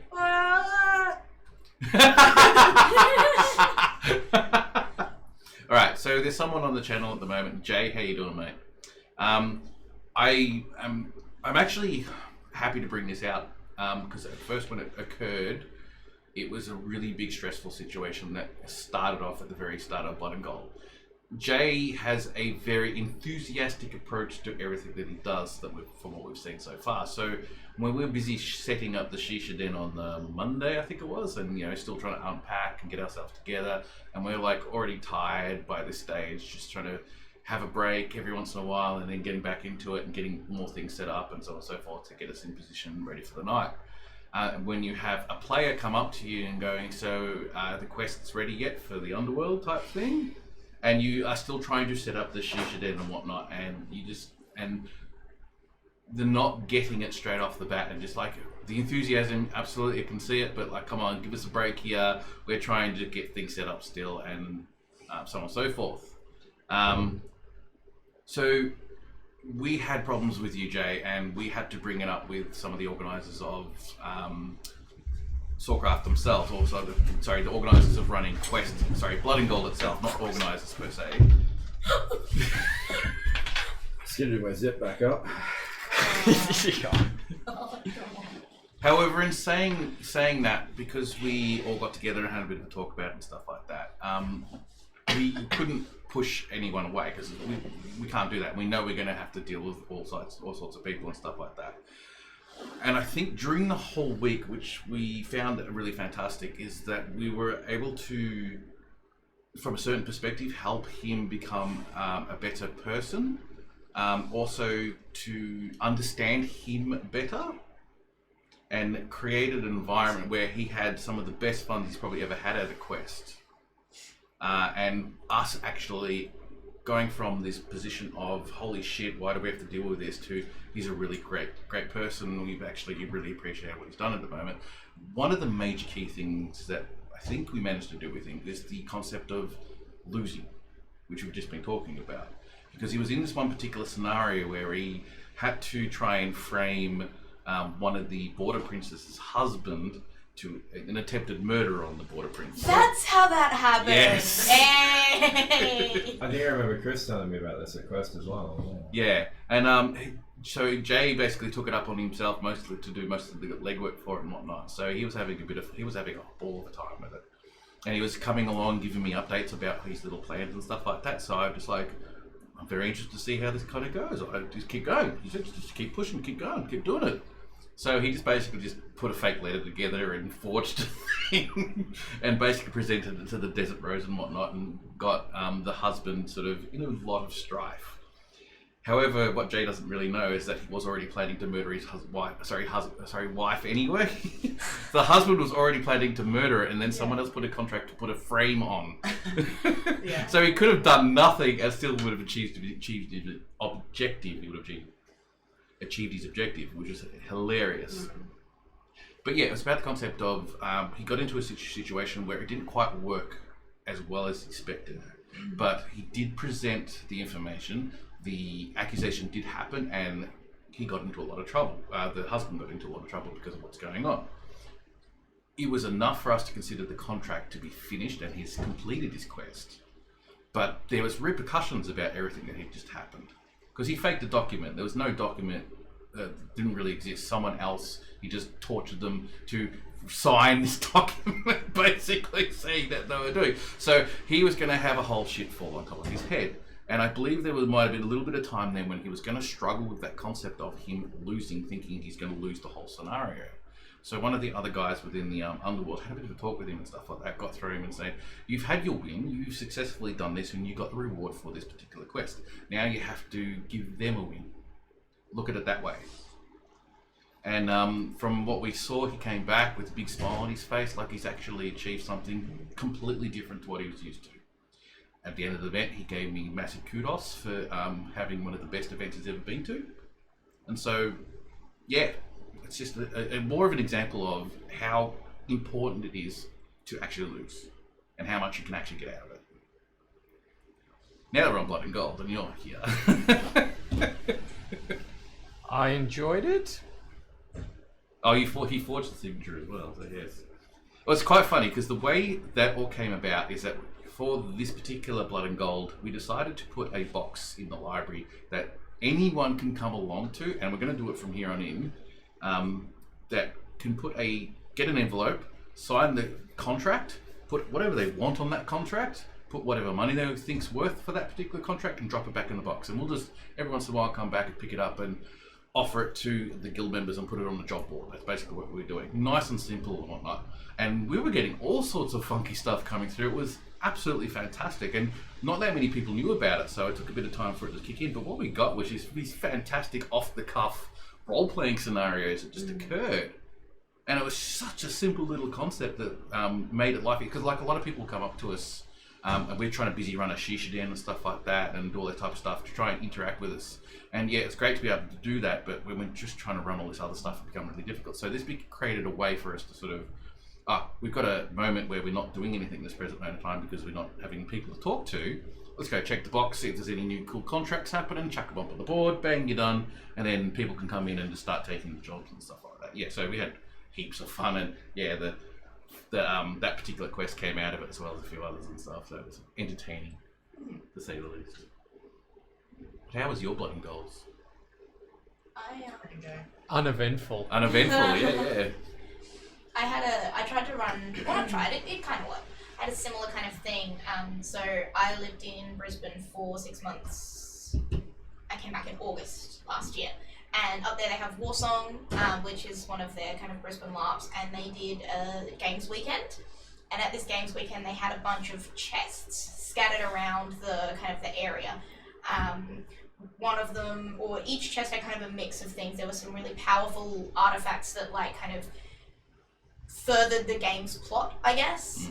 There was some random like RP effects, like, you know, amnesia, or you suddenly suspect that, you know, everyone around you is your enemy and trying to kill you. It's just some fun things like that. And then some of it was money and like little gem tokens or kind of those kind of things. And one of them was just a straight up mimic. You open the chest, you immediately die, you go to death, you don't remember what happened 30 minutes before your death. And I took that idea and I kind of ran with it. I made a little little chest for Freako that had some money in it, had some items, little wrapped up items, some of which were cursed and some of which were like powerful artifacts that if they got removed from the chest, I was eventually going to write up a big like kind of quest line to go with it, but it never really kicked off. A couple of people used it, but it didn't really kind of take off in a huge way. And then I had some of those just little cursed cards, and then one of the things was a mimic. So the idea is you roll a dice, and depending on the dice, you pick a card out of the envelope, and that's got your instructions, whether you get money, whether you get a curse, whether you get whatever it happens to be. And that was a really good way to kind of introduce a little bit of roleplay to people, because I think people are very scared if they're not a role player to kind of start. Yes. And so this was a way to be like, hey, these are all very light roleplay things, but you could take them real heavy if you want. And one of our guys picked up one of the cursed objects, and it ended up being this whole thing where he thought it was from an orc, so once he was cured, he went to like take it back to the orcs and be like, this is yours, take it away, and then one of the orcs licked it, so the orc was cursed because the orc touched it with his tongue. I heard about that too. Yeah. And you know, you can spread it like that if you want, or one of our guys got cursed and he kept it very small and within Freako because he's not a big role player. And I think that was something that I really enjoyed, and I really kind of want to almost expand a bit more outside of Freako if I can. Maybe make a few other chests and kind of put them around in either other people's camps or plant them in town. What we do as the Underworld, because there is a problem when you've got 500 odd people, even more, coming to a thing like that they start seeing these things. There's a certain amount of, obviously I can take this to it, or at least look at it. And we've had, before we started doing the Underworld, boxes where people would take them and then get screwdrivers to them and try and rip them open that way. That happened at Black Powder. Yeah. Not screwdrivers, but they were just simple Something. code locks, and you had to get codes through a set of skills and things. I don't know if it happened at Game 1. I wasn't at Game 1, but Game 2. I don't know who the players were, but I know some other players who are these explorer types, and the idea is you go out and find these boxes with items, sort of thing.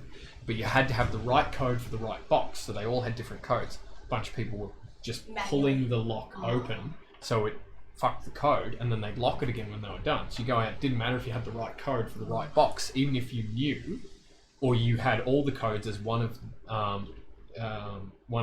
the players who was having the bitch afterwards about it was saying is that they had every possible code. They came back, tried to access some more, and they got told by a GM, no, there's no more codes, you have them all. And they went back out to this one particular box, tried every code, and didn't work.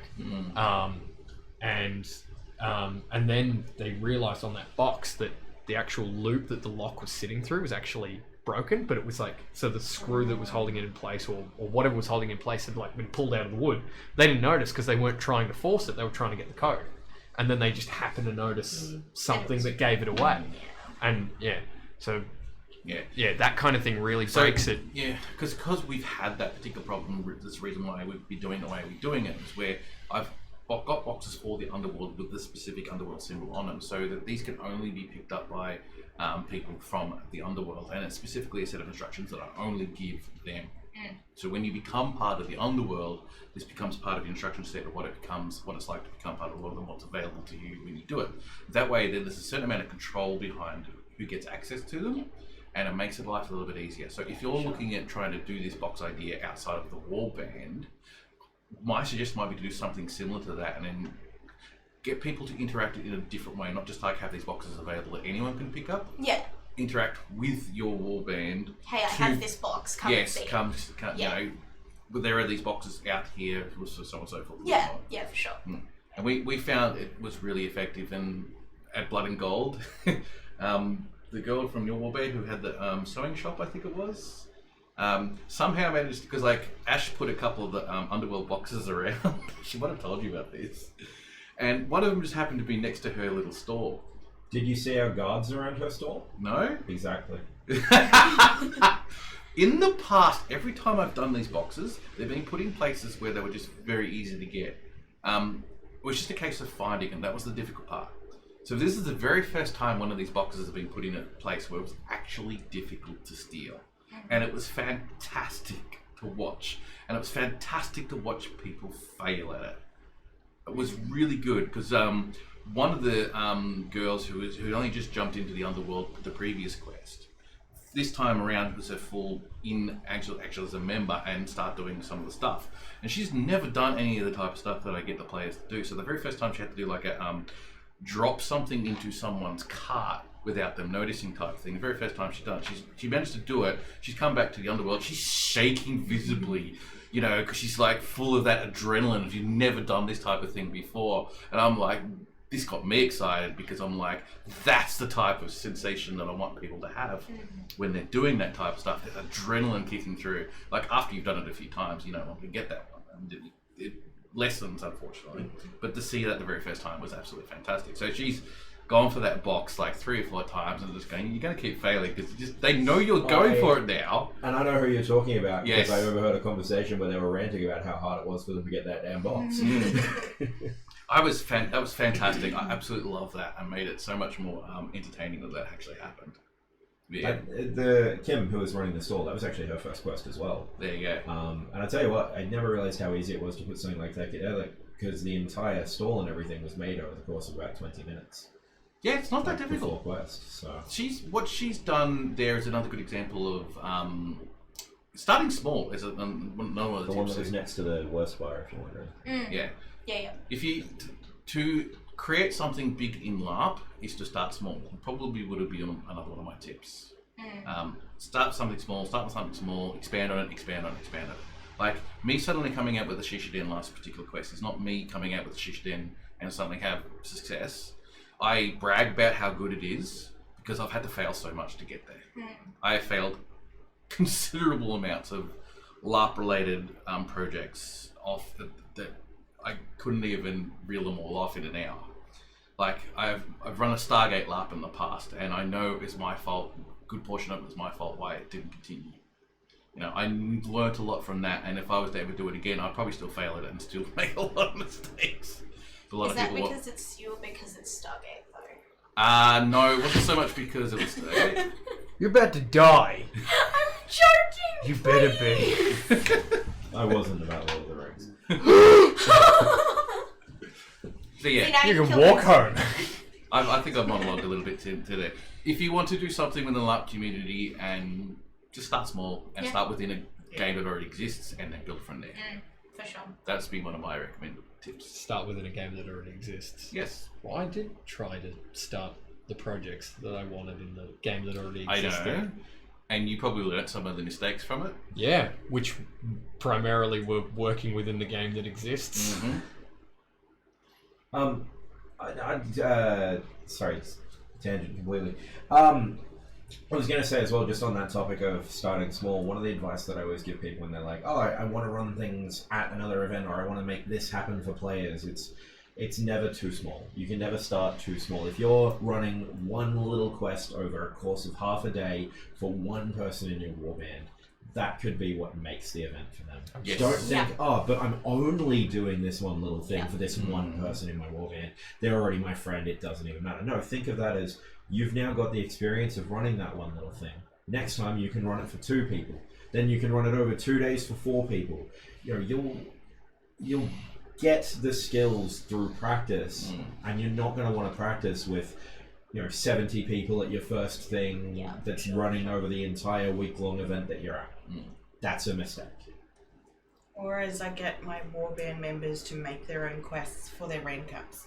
So I don't have to make the quest for them. I'm like, yeah, your quest is to make your own quest. You just fob off the responsibility. It's actually something I really like to bring into Freako is at the start of quest or at the start of any kind of event, because sometimes we run our own little ones as well, is sitting down with at least, so we do kind of little squads for each officer and Tenente pair, at least sitting down with my squad, if not kind of all the Freako who are at the event, individually and saying, what's your goal for this quest? What's your one little in-character thing that you're going to do? And maybe it's a tiny thing like, I'm going to go talk to someone from a different warband in character. Because for some people, that's a big step.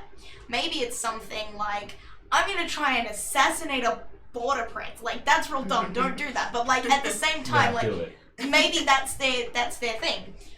And I'd really like to kind of bring that in of having those written down and at the end of quest or at the end of the event being like, so here was what you said at the start of the event. What did you do?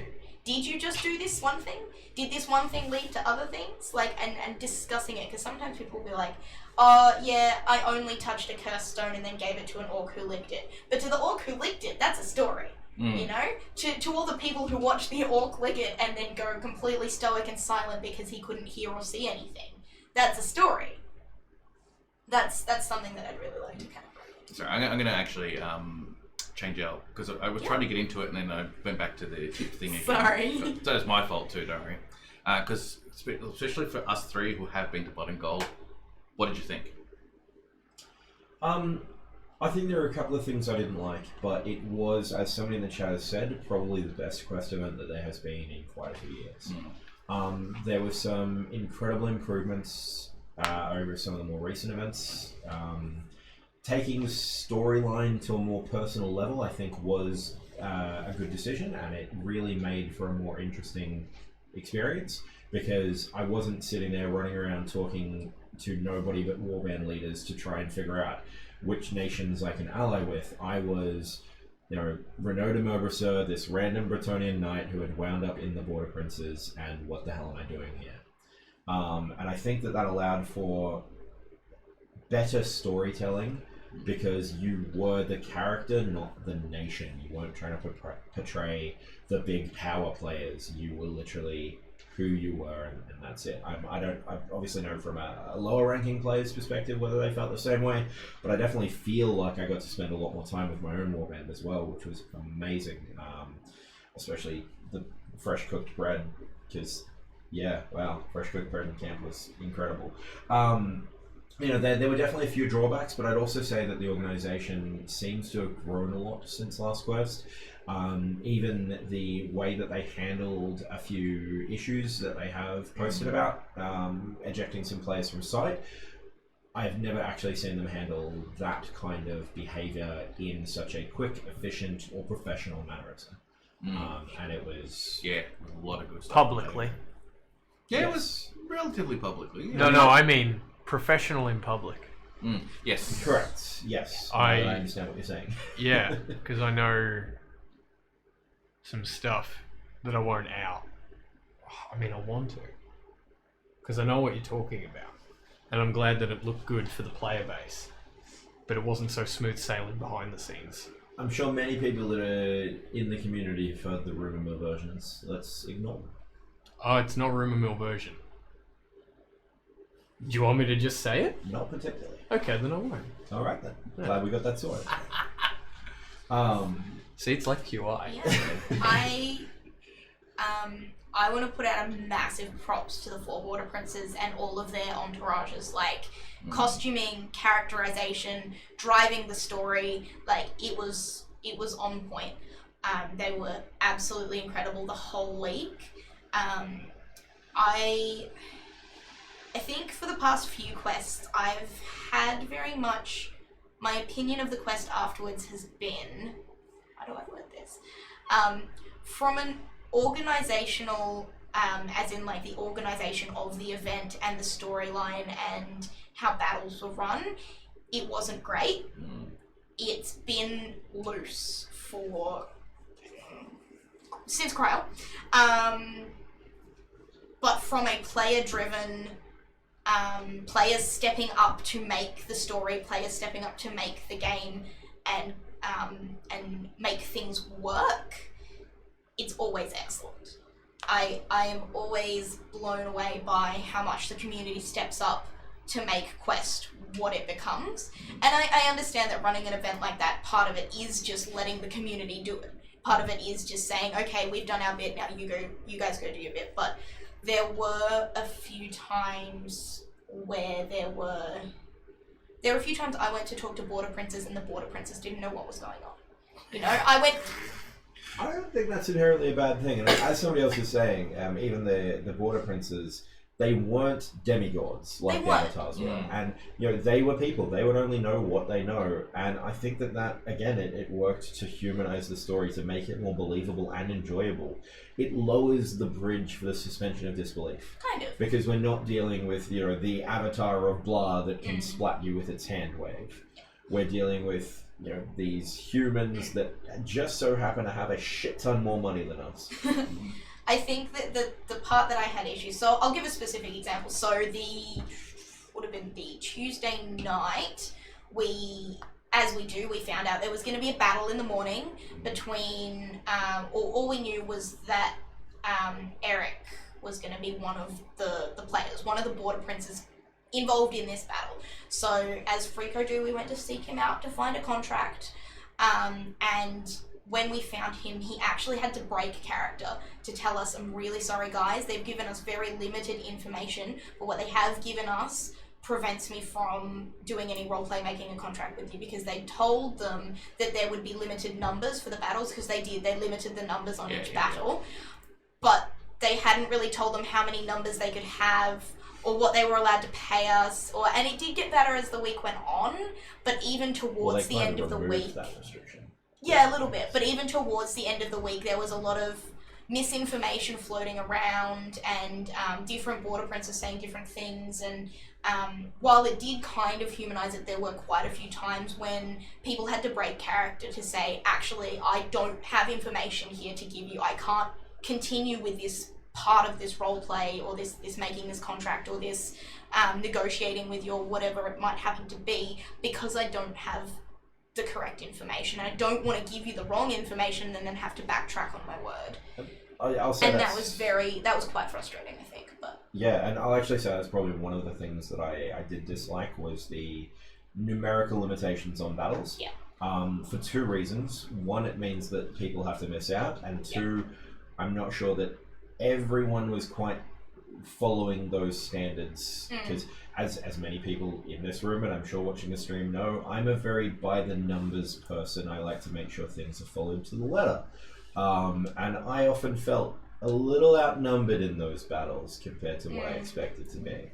The numbers should never have been restricted, but if you're going to give out a reward, you restrict the reward. And I think that's what they changed it to later in the week, and I think that will work much better going forwards as well. They've just got to make sure that when they're restricting it in a way that means there's enough to go around unless you're taking the whole farm. Yeah, exactly. but also that all the information is given properly so that decisions can be made the night before, because sometimes that's what people like to do. You know, I would get up in the morning and people in Free go, hey, what are we doing today? That's a good question, because I haven't gone with our border princes who haven't had their morning meeting and don't know the information. So that's just a problem of being a mercenary. For Yeah, me, it that was is just easy. a problem. I wake up in the morning and I support the Bretonnian prince. Yeah. See, and that's the thing, that there's the difference between the characterization, and that's where it's good, because, you know, mercenaries have a bit of a struggle. There's not enough information floating around. People who know immediately which border prince they align with because it fits their character, less of a struggle. Which I actually really liked as well. One of the things that I've loved about having the more consistent world setting is there have been some choices that have been opened up, and there have been some that have been closed off. And I think that's because I heard a few people complaining about it. You know, that were in similar situations. Where like, oh yeah, I had to do this because that's the way the world works. It's like, well, yes, that's the way the world works. That's not a bad thing. It's good to have a consistent lore setting, and I'm sure that you're finding similar when working on Exodus's world setting. Is like, although you're obviously trying to keep it as open as you can, if you've got a world without restrictions, you don't really have a world. You've just got a box. Yeah, there has to be a certain amount of rules and laws to follow.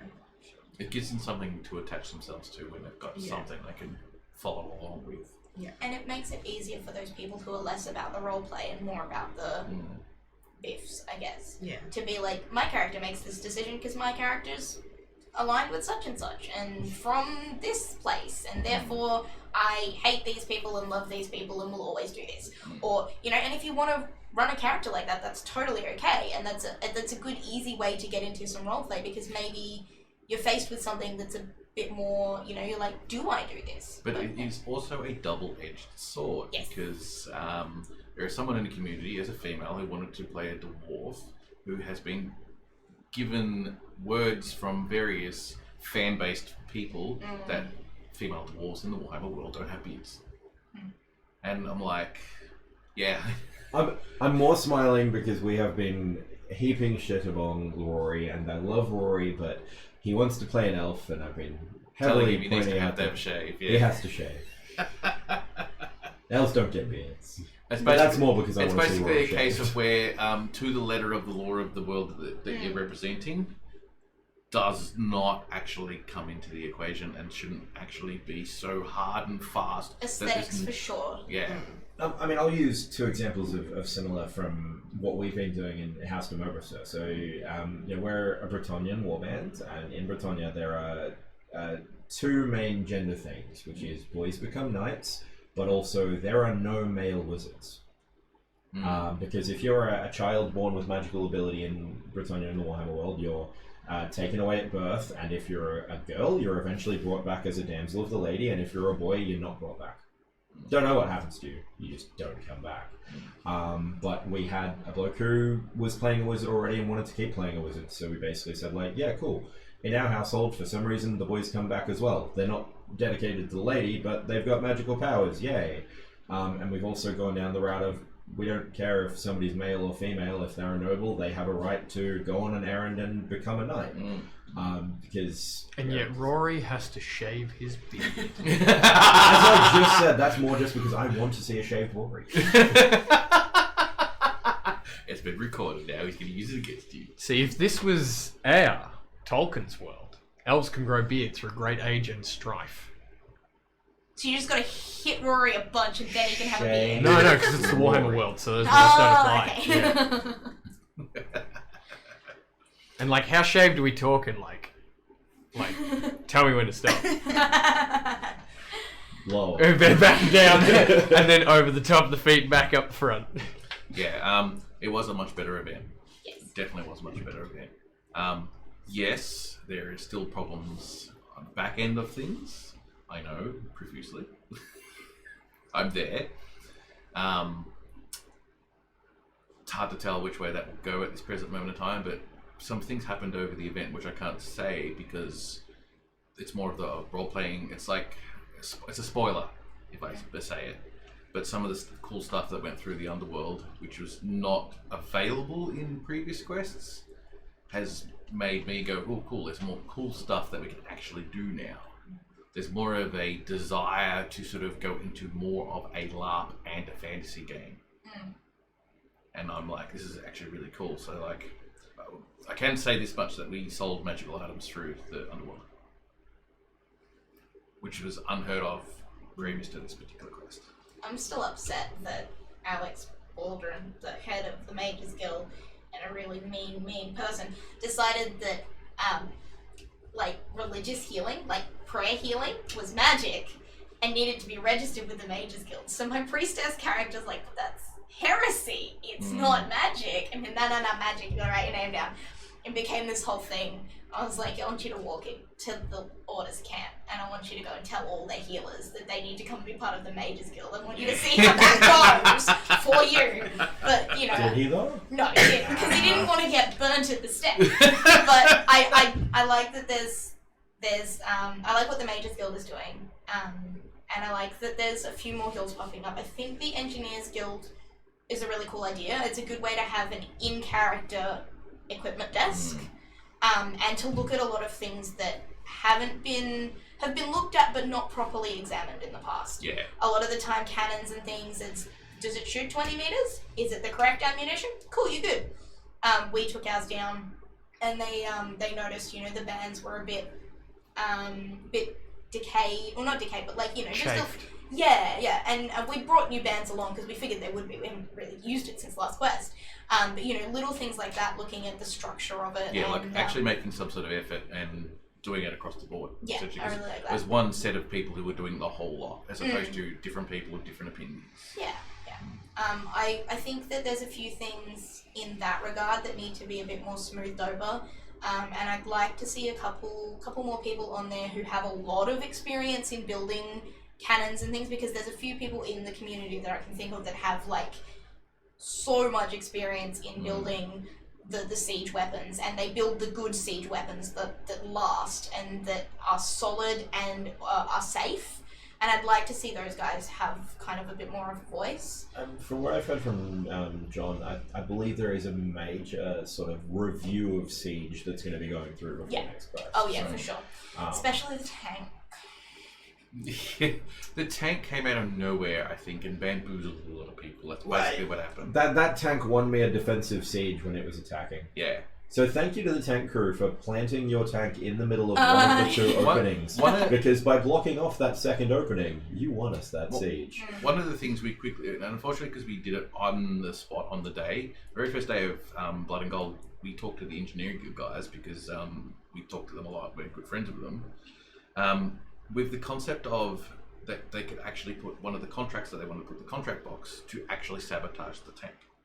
So the idea was that we just basically had these ribbons that had markings of the Engineers Guild on it, and if you could wrap this around the tank, it will take a point of damage before the battle, or whichever battle that was for that day. If you managed to get all 6 of them around the tank, you destroy it for the battle. And we Hoth. came up with, sorry? It's the Battle of Hoth. Yeah. So we basically came up with that idea on the spot and we were whatnot. told about the thing for they kind of opened it up to other people's siege weapons as well. Yeah. They said if you want to be a part of this, here are the rules, you'll receive ribbons. Ribbons might be tied around your thing. That's how we signify it. I thought that was really cool. Yeah, and again, this is another of those things where if you bring this out into the open community, then all problems occur. The idea was that the only people who could actually put those ribbons on were members of the Underworld. Yeah. So in that way, at least I knew of the small handful of people I have, if there were any particular problems in relation to this quest, I knew exactly who the people were that, if needed to be talked to, could be. Yeah. Without too much of an Yeah, issue. for sure. On a related note, for those watching at home, the Quest survey is now live and has been sent to the emails that you may have used to buy your tickets. So check your emails. And Viking Cracker, to respond to that, I'm fairly sure that John is definitely planning on making sure that any rules changes are put through well before Quest and in the rule books, not necessarily just posted to a page somewhere where it gets lost by $100. So. Oh, on that, John and Madeline did an absolutely exceptional job as new exec members or org members, whatever they have become. I saw them running around like Headless Chooks or Quest, which is a bit sad for them, but I do really, really appreciate. I saw how much effort they were both putting in, and it was really, really good to see that kind of coming out. Yeah. All right, we have 10 minutes to go before 10 o'clock. Usually I don't care if we go beyond or whatnot, but I figured that for the final part of tonight, for those who are going, we should talk about Black Powder and Bloodlines. I don't know what to talk about, so let's go with who's excited. I'm actually very excited. I'm going as an NPC for the first time to Black Powder. So I've been specifically asked to fill a role that was actually got me interested in the first place and actually going, because it's one of those things that I kind of sink way too much money in weekly games to go to a yearly game. But I'm very excited to, now that I know a couple of the details of what they want me for, to go and fuck with everybody vicariously. So I'm very much looking forward to that. Yeah, I'm not going, unfortunately. Mine is like, I do too much LARPing, real life. Yeah, I have a kid and stuff like that. And I'm not even going to the second quest for this year. Oh, at least for the purposes of during the week. I just don't have the leave for it, to be honest. So like I may turn up for, I will turn up for like at the very start of it and help set up and stuff like that, because I know my other lackeys will need the car space that I have to bring all of the shit we have for the Shishiden and stuff. And then, yeah, at the end of the week, help them pack up and stuff like that. But that's the best I can probably do. But yeah, so getting time for other events has become difficult considerably. Can I give a shout out actually to every player or non-player who comes to these events just to help set up and pack down? Yeah. I've got a few in my warband and they are so appreciated, and I hope they realise it, because when you think about driving 3 hours just to help somebody else set up a bunch of tents, it's a big ask. So for those people that volunteer their time, I'm sure every warband has at least one of them. Thank you to those players. On behalf of everyone that gets to enjoy the event that you only get to see on its way up and on its way down. Thank you. Oh, there's other people who also do absolutely fantastic jobs behind the scenes that no one sees. Like the Worst Bar, Nick, who was looking after the Worst Bar for a good half of it at least, especially like at the morning breakfast crew and stuff like that. It was only him by himself. Then once he's finished, he's going for a drive to pick up more supplies for everyone who's associated with and whatnot. And he's just doing it. He's getting more stressed and more stressed. And, had a break, kind of a bit of a breakdown. You know, had to have, we had to pull him away from everything because he just can't help himself. He wants to help, and it absolutely appreciate the work that he's done. I went away from what we're trying to go for, which is talking about Black Powder and Bloodlines. Apologise. You did it. And just on this tangent before we move back to Black Powder, when Beth shouted out Heather, John, and Madeline, also Jess, who was, I believe, also running around in the background like a headless chook. So, major props there as well. Anyway, back to Black Powder. Is anybody else actually even going? Yeah. I would love to. I am intimidated by the kit standards of Black Powder and Bloodlines. I can understand that.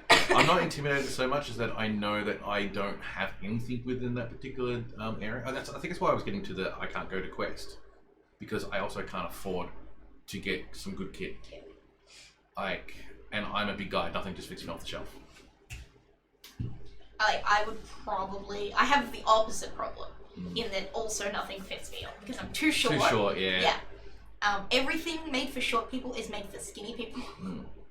And if you're short and not skinny, you struggle. It's one of those double-edged swords for the level of costuming that they have at that particular event. So Yeah. it's absolutely fantastic. If you've seen the pictures of those events, they are just phenomenal. A lot of people make their kit. They do. Yeah. That I think that's I do not have those skills. No, neither do I. Yeah. Same. Danny from Queensland used to live here and be part of the Victorian LARP community. I mean, she still is in a very, very big way, but is She's now. still in Las Granadas. Yeah, exactly. Yeah, she's part of the wider Australian community, like because I know she gets commissions all over the country. But a lot of people commission work through her for their black powder kit, and she churns out some really amazing stuff. I had a couple of commissions when I was running commissions for Black Powder Kit for people who wanted just like the like basic pants and pantaloons and things, and I loved making it, but I think, and it might be a bit of a, you know, the photos are always taken of the best kits. That's how that goes, and what I see is the best kits, and maybe that's a little bit kind of what's making me hesitate. But I feel like I'm at the point where I wouldn't be able to, anything I could make wouldn't be up to scratch, and I don't have the cash to commission or buy. I think that was There is really no best kits.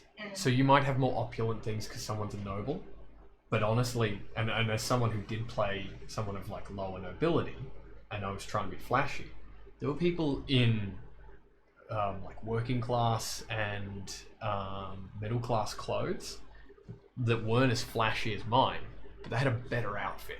Destiny's kit. Hers is really, really Always good. amazing. Yeah. I follow her on Instagram and all that stuff. Yeah. So from Daka Kit, actually, Black Powder has no kit requirements. And one thing I'll actually say though, for anybody that is intimidated at the, I guess, higher kit averages at these events, is I am sure that if you spoke to the Orgs of Black Powder and said, "I've only got theatre blacks, I'd like to come to your event," they'd be more than happy to work with you and help come up with something, whether it's, you know, getting you in touch with somebody that can help make something, whether They'd it's, probably stick you as an NPC, I bet. whether it's going as an NPC and they'll provide you with obviously the costume for that NPC, but definitely don't be intimidated by what you view as a too high bar, Yeah. because, you know, if you speak to the organisers, I am sure they would love to work with you to get you to the next absolutely. That actually reminds me of So that's kind of for you. a great idea to help, especially when people are coming along as NPCs, to actually supply the costuming for them because they are being NPCs. When I went to the Italian LARPs, and I went to the very first one, which is the one based off the Expanse TV series, they were supplying all of the costuming for us, which is basically they just had different colour overalls for different areas of the base that we worked on. However, they bought them all for not big guys like me. So it was me and this other guy, and I got it first. So my overalls was 2 overalls ramshackle put together. And it looked horrible. It was like, it was the best we could do. And it's like, it's a good example of, it's a great idea, but you got to really think about everyone who's coming along, who might come along. But yeah, go back to the original topic about things that you could do wrong to make things just not quite as good as they could be. My point about the best kits thing as well, I want to say, don't sell yourself short. If you've made things that contributed to those kits where it's not so much that there's an aggregate, but everybody's sort of at the same level, just in different styles, you would definitely be able to make something that is to the standard you think that you can't. And it's only because you're telling yourself you can't at the moment. It's entirely possible. I guarantee it, because a lot of people have actually championed your pieces. They're doing it in the chat right now. They're doing it in chat right now. And those pants did have pockets. An advantage I didn't have. So I fucked up. I didn't put pockets on anything. I mean, this had pockets, but it was under police, so I couldn't get to it. But I had a slip in the lining, like a slip in the seam. Yeah. And I was going to close it up, and then I was like, actually, no, I need this. And Free pockets. Free pocket. And I found it was really good because like I was stashing stuff there, like my title of nobility, my coin, and a whole bunch of other stuff. And people would like go to pat me down, and they'd see I've got a jacket on underneath. So I go like this, and lift out the police, and they'd pat this down and pat down my boots, and they'd be like, "He's clean." I'd be like, "Damn Well, right." now it's all recorded now. That character's dead, so it doesn't matter. The jacket is still wearable. I still wear it. I wore it to Friendly Geordies a few weeks ago. Actually, it's probably a good point to put What, on. Friendly for- Geordies? No. The fact that your character is dead. Oof. Because a lot of things that people probably still don't understand about Black Powder and Bloodlines is that Oh. it is a deadly system. You can die. It is not meant to be the primary thing. Last game, though, there was there was a few notorious people that died, and that made it look like there was a lot of people dying. The people who die more are key NPCs, key narrative NPCs, as I'm led to believe.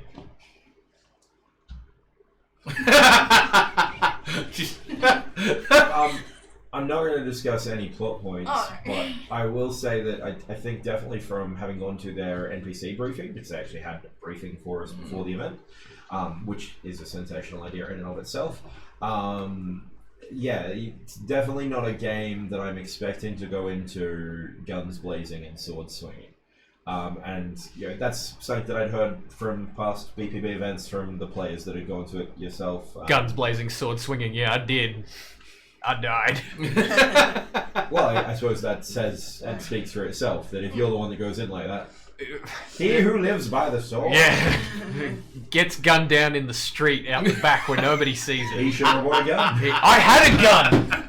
That's Should've lived actually by it. no. That's actually a gripe I had. Is that like one of the things is that they say you're meant to treat it in a realistic fashion. Everything that sort of goes on.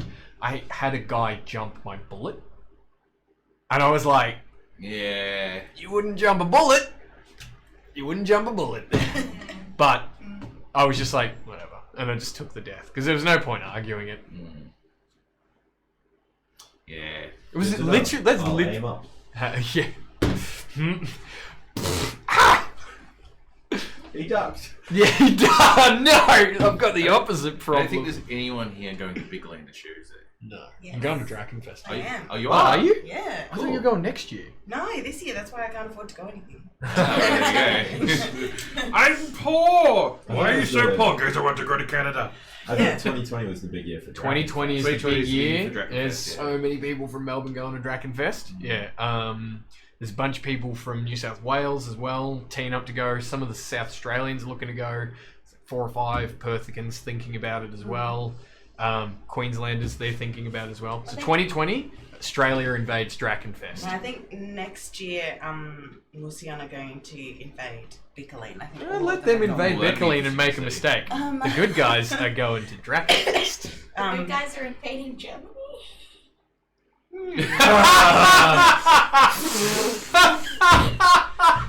Alright, we're going to Bickerleen.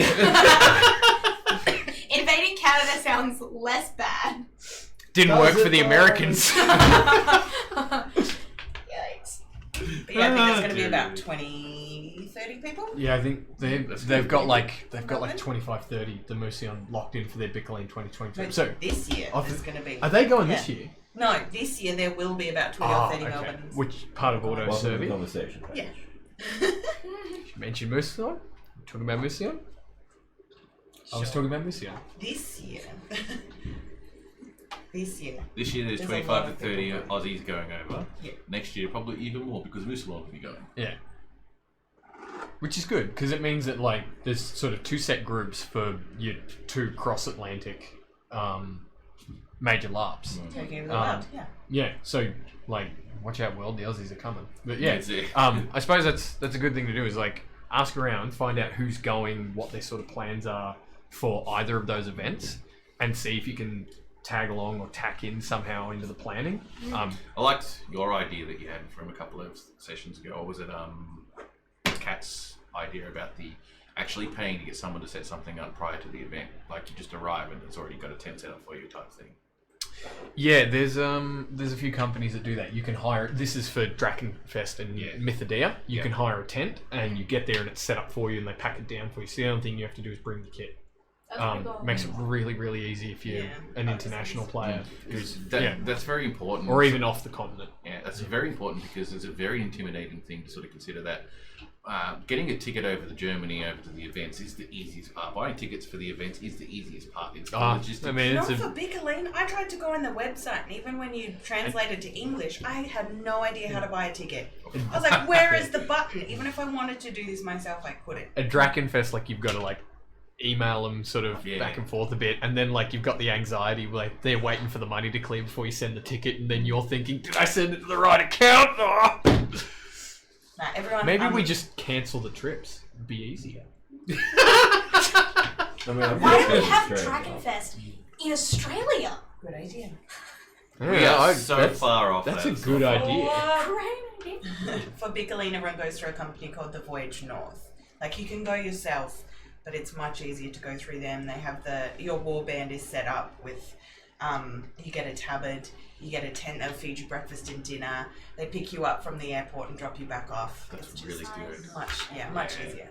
Like, That's a really good pricey, initiative. but It is pricey, yeah. rather- Because the price of the voyage is essentially paying for all those extra services they chuck on top. But if you want your And life that's to be nice. easy, absolutely. Drakenfest are running something like that this year for the first time. It's their tester, so it's one of the other reasons I'm going over. I'm hoping to help with that, but still some planning to do.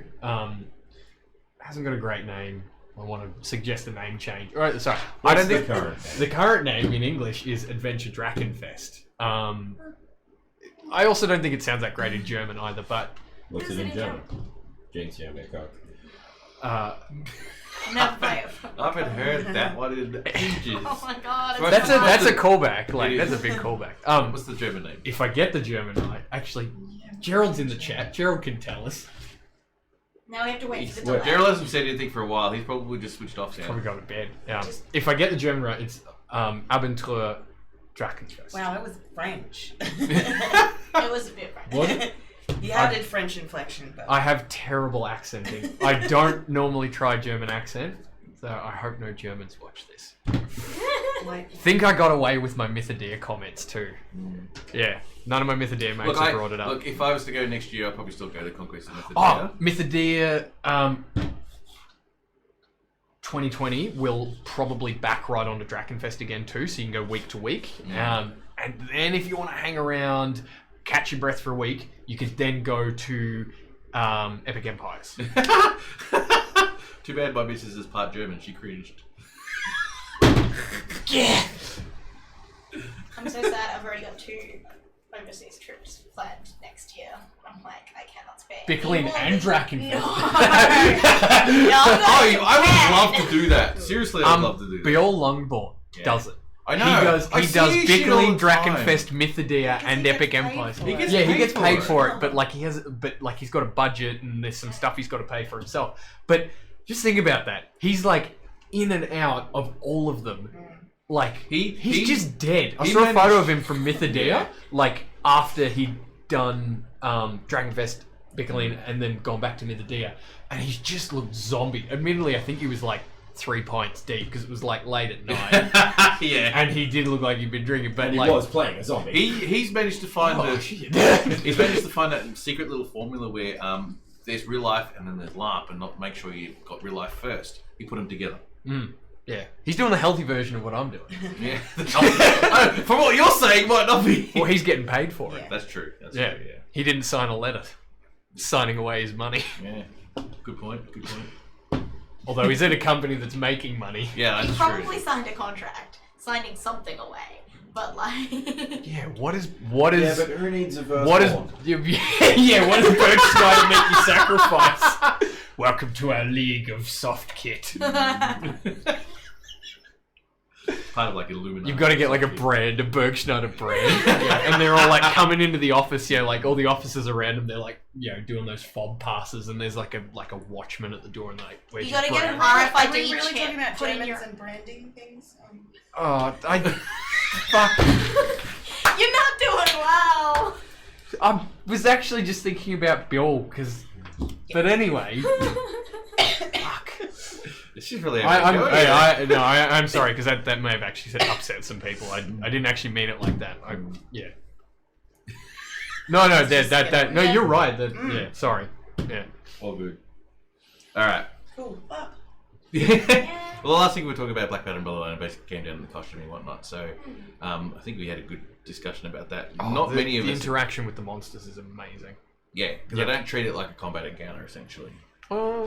Yeah. To To a degree, yeah, it's different. It is very different. It's your traditional LARP combat, not combat LARP. Fuck, flip that. Roleplay combat rather than like. live action Yeah, more combat. I like think it's that. more your traditional reaction to, oh, that's a monster, Run. which is leg it. Generally, Yeah. yeah, depends on the monster. Are they still looking for NPCs? Do you know? I would definitely recommend messaging them tonight. I know that they have extended the deadline, but I'm not sure when exactly it will be closing for NPCs. But I'm sure they would love more. Yeah. Yeah. The other thing about Black Panther and Bloodlines is that they will have a limited amount of games that they will run because Their story is fine. their stories are finite. Yeah, so they have a specific set of stories. Wait, really? Yes. Oh fuck! It will. They will at some point in time stop doing Black Panther and Bloodlines. Just like their previous project. Just like Pipeline. exactly. Yeah. Damn it! Oh, whatever. So it's highly recommended because like, they've still got a few years in it, quite a few years in it before they finish the storyline. you may have just jinxed it, son. I might have.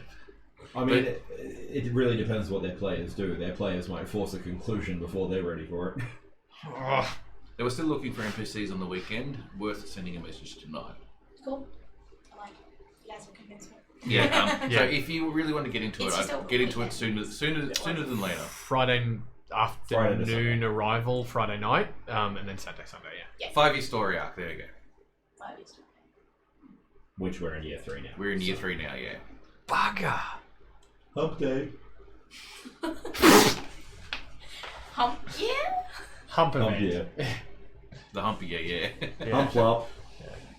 No, It's- that sounds like I something just- yeah. not right. I'd like to retract that statement. Because it is a story arc based on this, is really important because the further it goes into the 3rd and 4th and 5th year, the less likely it is to get involved as a character, as a player, because you've just missed most of the plot and you're just jumping into the end. Understandable, it's an unfortunate situation to occur. What I recommend is that you keep an eye on this. Keep an eye on the group who run this type of stuff because the next thing that they'll run will be at this quality level, if not higher, and then jump in on it at the start and have that 4 or 5 year arc they do again with a new game. A lot of people forget Gareth used to run quests. I don't forget the Garrett Yeah. restaurant quests. For those of it's us, not that people forget, it's that they're too new to Swordcraft to realise. yep, no, true. What they will never know that we know is that those were the best quests. Yeah. We had a lot of fun in those ones. I'm not going to agree with that or reject that statement because it's too late to start that argument. No, it's not. Let's go. That's also partly Join why- us next time on Tim's Table Talks, where packaging. it's just like Literally just kill each they other. go and live. die. It's just you and me. We should just- do that. Like, what? Me and Nathan box. Yeah, To exactly. resolve the argument. Yeah. Read between the lines. I'm talking about Yeah, right. going back and actually talking take it. about Structured debate. And then boxing. then boxing. Every time you make a valid argument in the debate, you get a free punch. That's a dumb. I'll lose. Yes. Deboxing? Deboxing! the boxing. Deboxing. Boxating? Dude, No. These are Debating. way before Debate Bug scene. Quest. Yeah, Oh no, way because then it's before like Bug muffins or Quest. something. Baxing. There was- Debaxing. Okay, we've said this before, but to give you a bit of an idea of what those very first quests were like. So they had in their mentality, they were only weekends, so started on a Friday and finished on the Sunday. And they were doing them monthly. And they were doing a monthly. Oh, yeah. They Well, tried for a bit. They tried did- for 3 they games. did 4 monthlies. No, 4, because summer 1, 2, 3, and then autumn. No, autumn they had a No, gap. no. There was a gap. Autumn was a gap. They had a month gap, so it Yeah. was 2 months into the next one. Ah, it's monthly enough. Well, Maybe, soon as maybe we could do a stream at some point and just Yeah, get like go me, through all you, the stuff. package, and a couple of other people that were around back then. yeah, that's what I'm saying. We just get that The group of good old people. days. We'll The get good old days We'll get the live. very first quests and And it'll all be in Back in sepia mine, tone with like fucking static. Yeah. The piano music in the Yeah. back. Yeah. We will all just be wearing rose-tinted glasses the whole time. oh yeah. Yes. So you know what I realized the other day? I've been in LARP and also consequently in Freako because I've never toured a quarter of my life. You know, I realized just then. It's time to so tour. young. I literally just became officer. Give me a break. Quarter of your life? How old are you? 21. Jesus Christ, these kids these days. Do you realize that I started LARPing in '94? You started laughing before I was born. Yes, I know. And you're not the only one. There's a lot of people like that. Yeah, I'm up to a third of my life. Nice. Oh, we That's just this year. This Yeah. year I made a third. I haven't done the maths yet. we I'm took also not good at the- maths. I'm not going to do it right now. I can. Everyone's at the end of the stream. It's like, oh, it's probably going to end soon. And all of a sudden, we bring this out, and they're all going, "How long have I been doing my part?" And Everyone's- nobody slept tonight. Yeah, everyone's going to bed like. We took one of the when we went up to Queensland, me and my partner, we took one of the. He has an old Cali sword, like one of the lasts forever. Like a Gen 1. Yeah, Gen 1. And when we took it to War Songs, because they do equipment desk every night, everyone has to come up and get their weapons checked and anything, weapons, armor, like healing books, anything they're using has to get checked at the start of the night because they have few enough players that they can dedicate, X amount of time to doing that. Which I think is really cool. But we took it up to the guy and he's looking at it, he's like, how old is this sword? And we're like, hang on, how old is your LARP? Is this sword older than your LARP? It turns out, yeah, that sword is older than Warsong.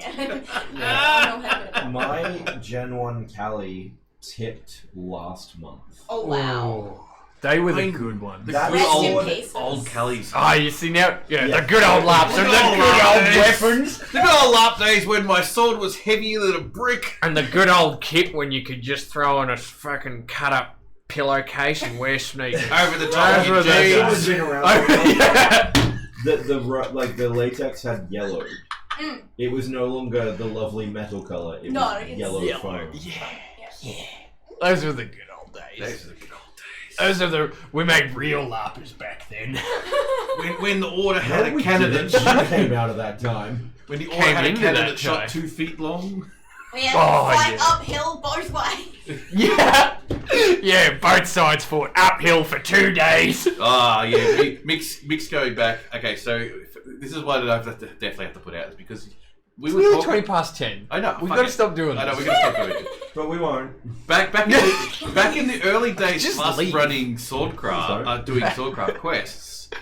We've had even you guys are like so young in all this. You've had the luxury of never having to have duct tape weapons. Oh, never in LARP. No. I have hit my sisters with duct tape weapons. I was going to say, I was a male child. I picked up sticks at a few points. And Golf club handle. I do not fear the dark side of the Back- force. back You in- should smack with Not those in plastic America. lightsabers. Back in the mid to late yeah. 90s, there was no Did you see those LARP pretty stores ones? doing any of the particular stuff, so we had to make all of it Really by hand. So it was They basically look just like legit weapons fiberglass until you rods, zoom. foam shaped with sanders and stuff like that, and duct tape all the way up. Horrible, horrible, fantastic monsters. Yeah.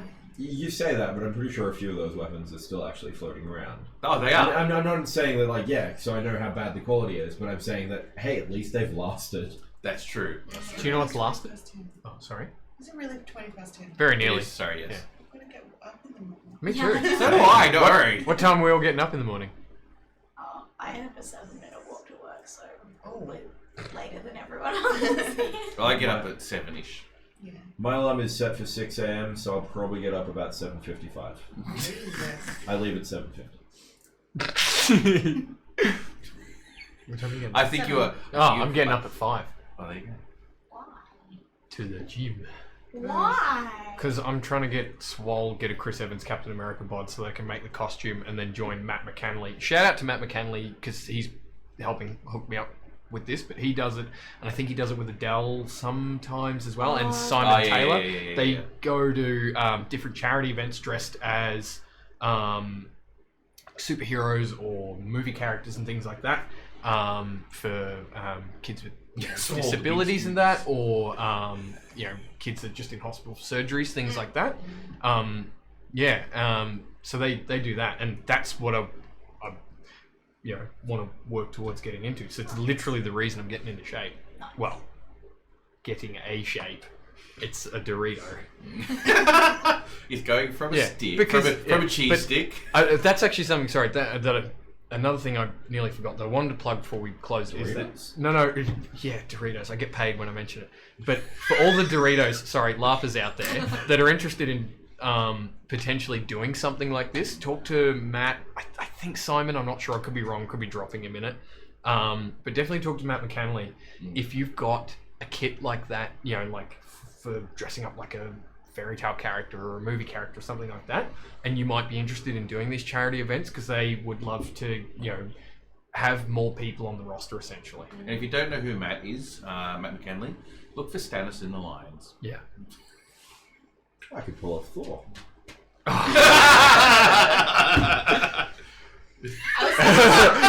Don't just leave it at there because I was planning on it. Yeah, no, just leave it. Yeah. Now, what if we just Leave? No, what if we lean into the microphones and say something controversial? Endgame was bad. Oh! You say that every stream. It's true. Wow. I was gonna say. Oh yeah, it was no, it wasn't bad. What? It was, Hang on, it's not LARP related. I mean, So I brought you it up went down a last particular stream. path. Hang on. We are meandered so bad. yeah, Yeah. we have. Thank you all for coming along to the channel. I'm a good LARP guy. Finish this stream without using the letter E. I'm a good LARP guy. No! Switch off. I still haven't used the letter yet. I love Vidya. Good night. this whole stream. Reveal the false. Breaking my shit again. No, it's just revealing the false stone there, like a hidden panel. Yeah. Alright, thank you all for coming tonight. We probably should end this stream and carry on for our days because we all do have to have work in the morning. Thank you all for coming along. I hope you enjoyed this discussion. And again, next month, the very first Tuesday of the month, we will continue this up again. I think we might go down that particular path and talk about old Swordcraft, I think it's a good idea. Yeah, right. Right. So, good night, everyone. Good night. Good night from the Salty Dragon Tavern, and good night, and see you all in another month. Or come join my Sunday night games for playing Dungeons & Dragons and Old Althea. And just spam in the chat, Rory needs to shave. Rory needs to shave. Good night, everyone.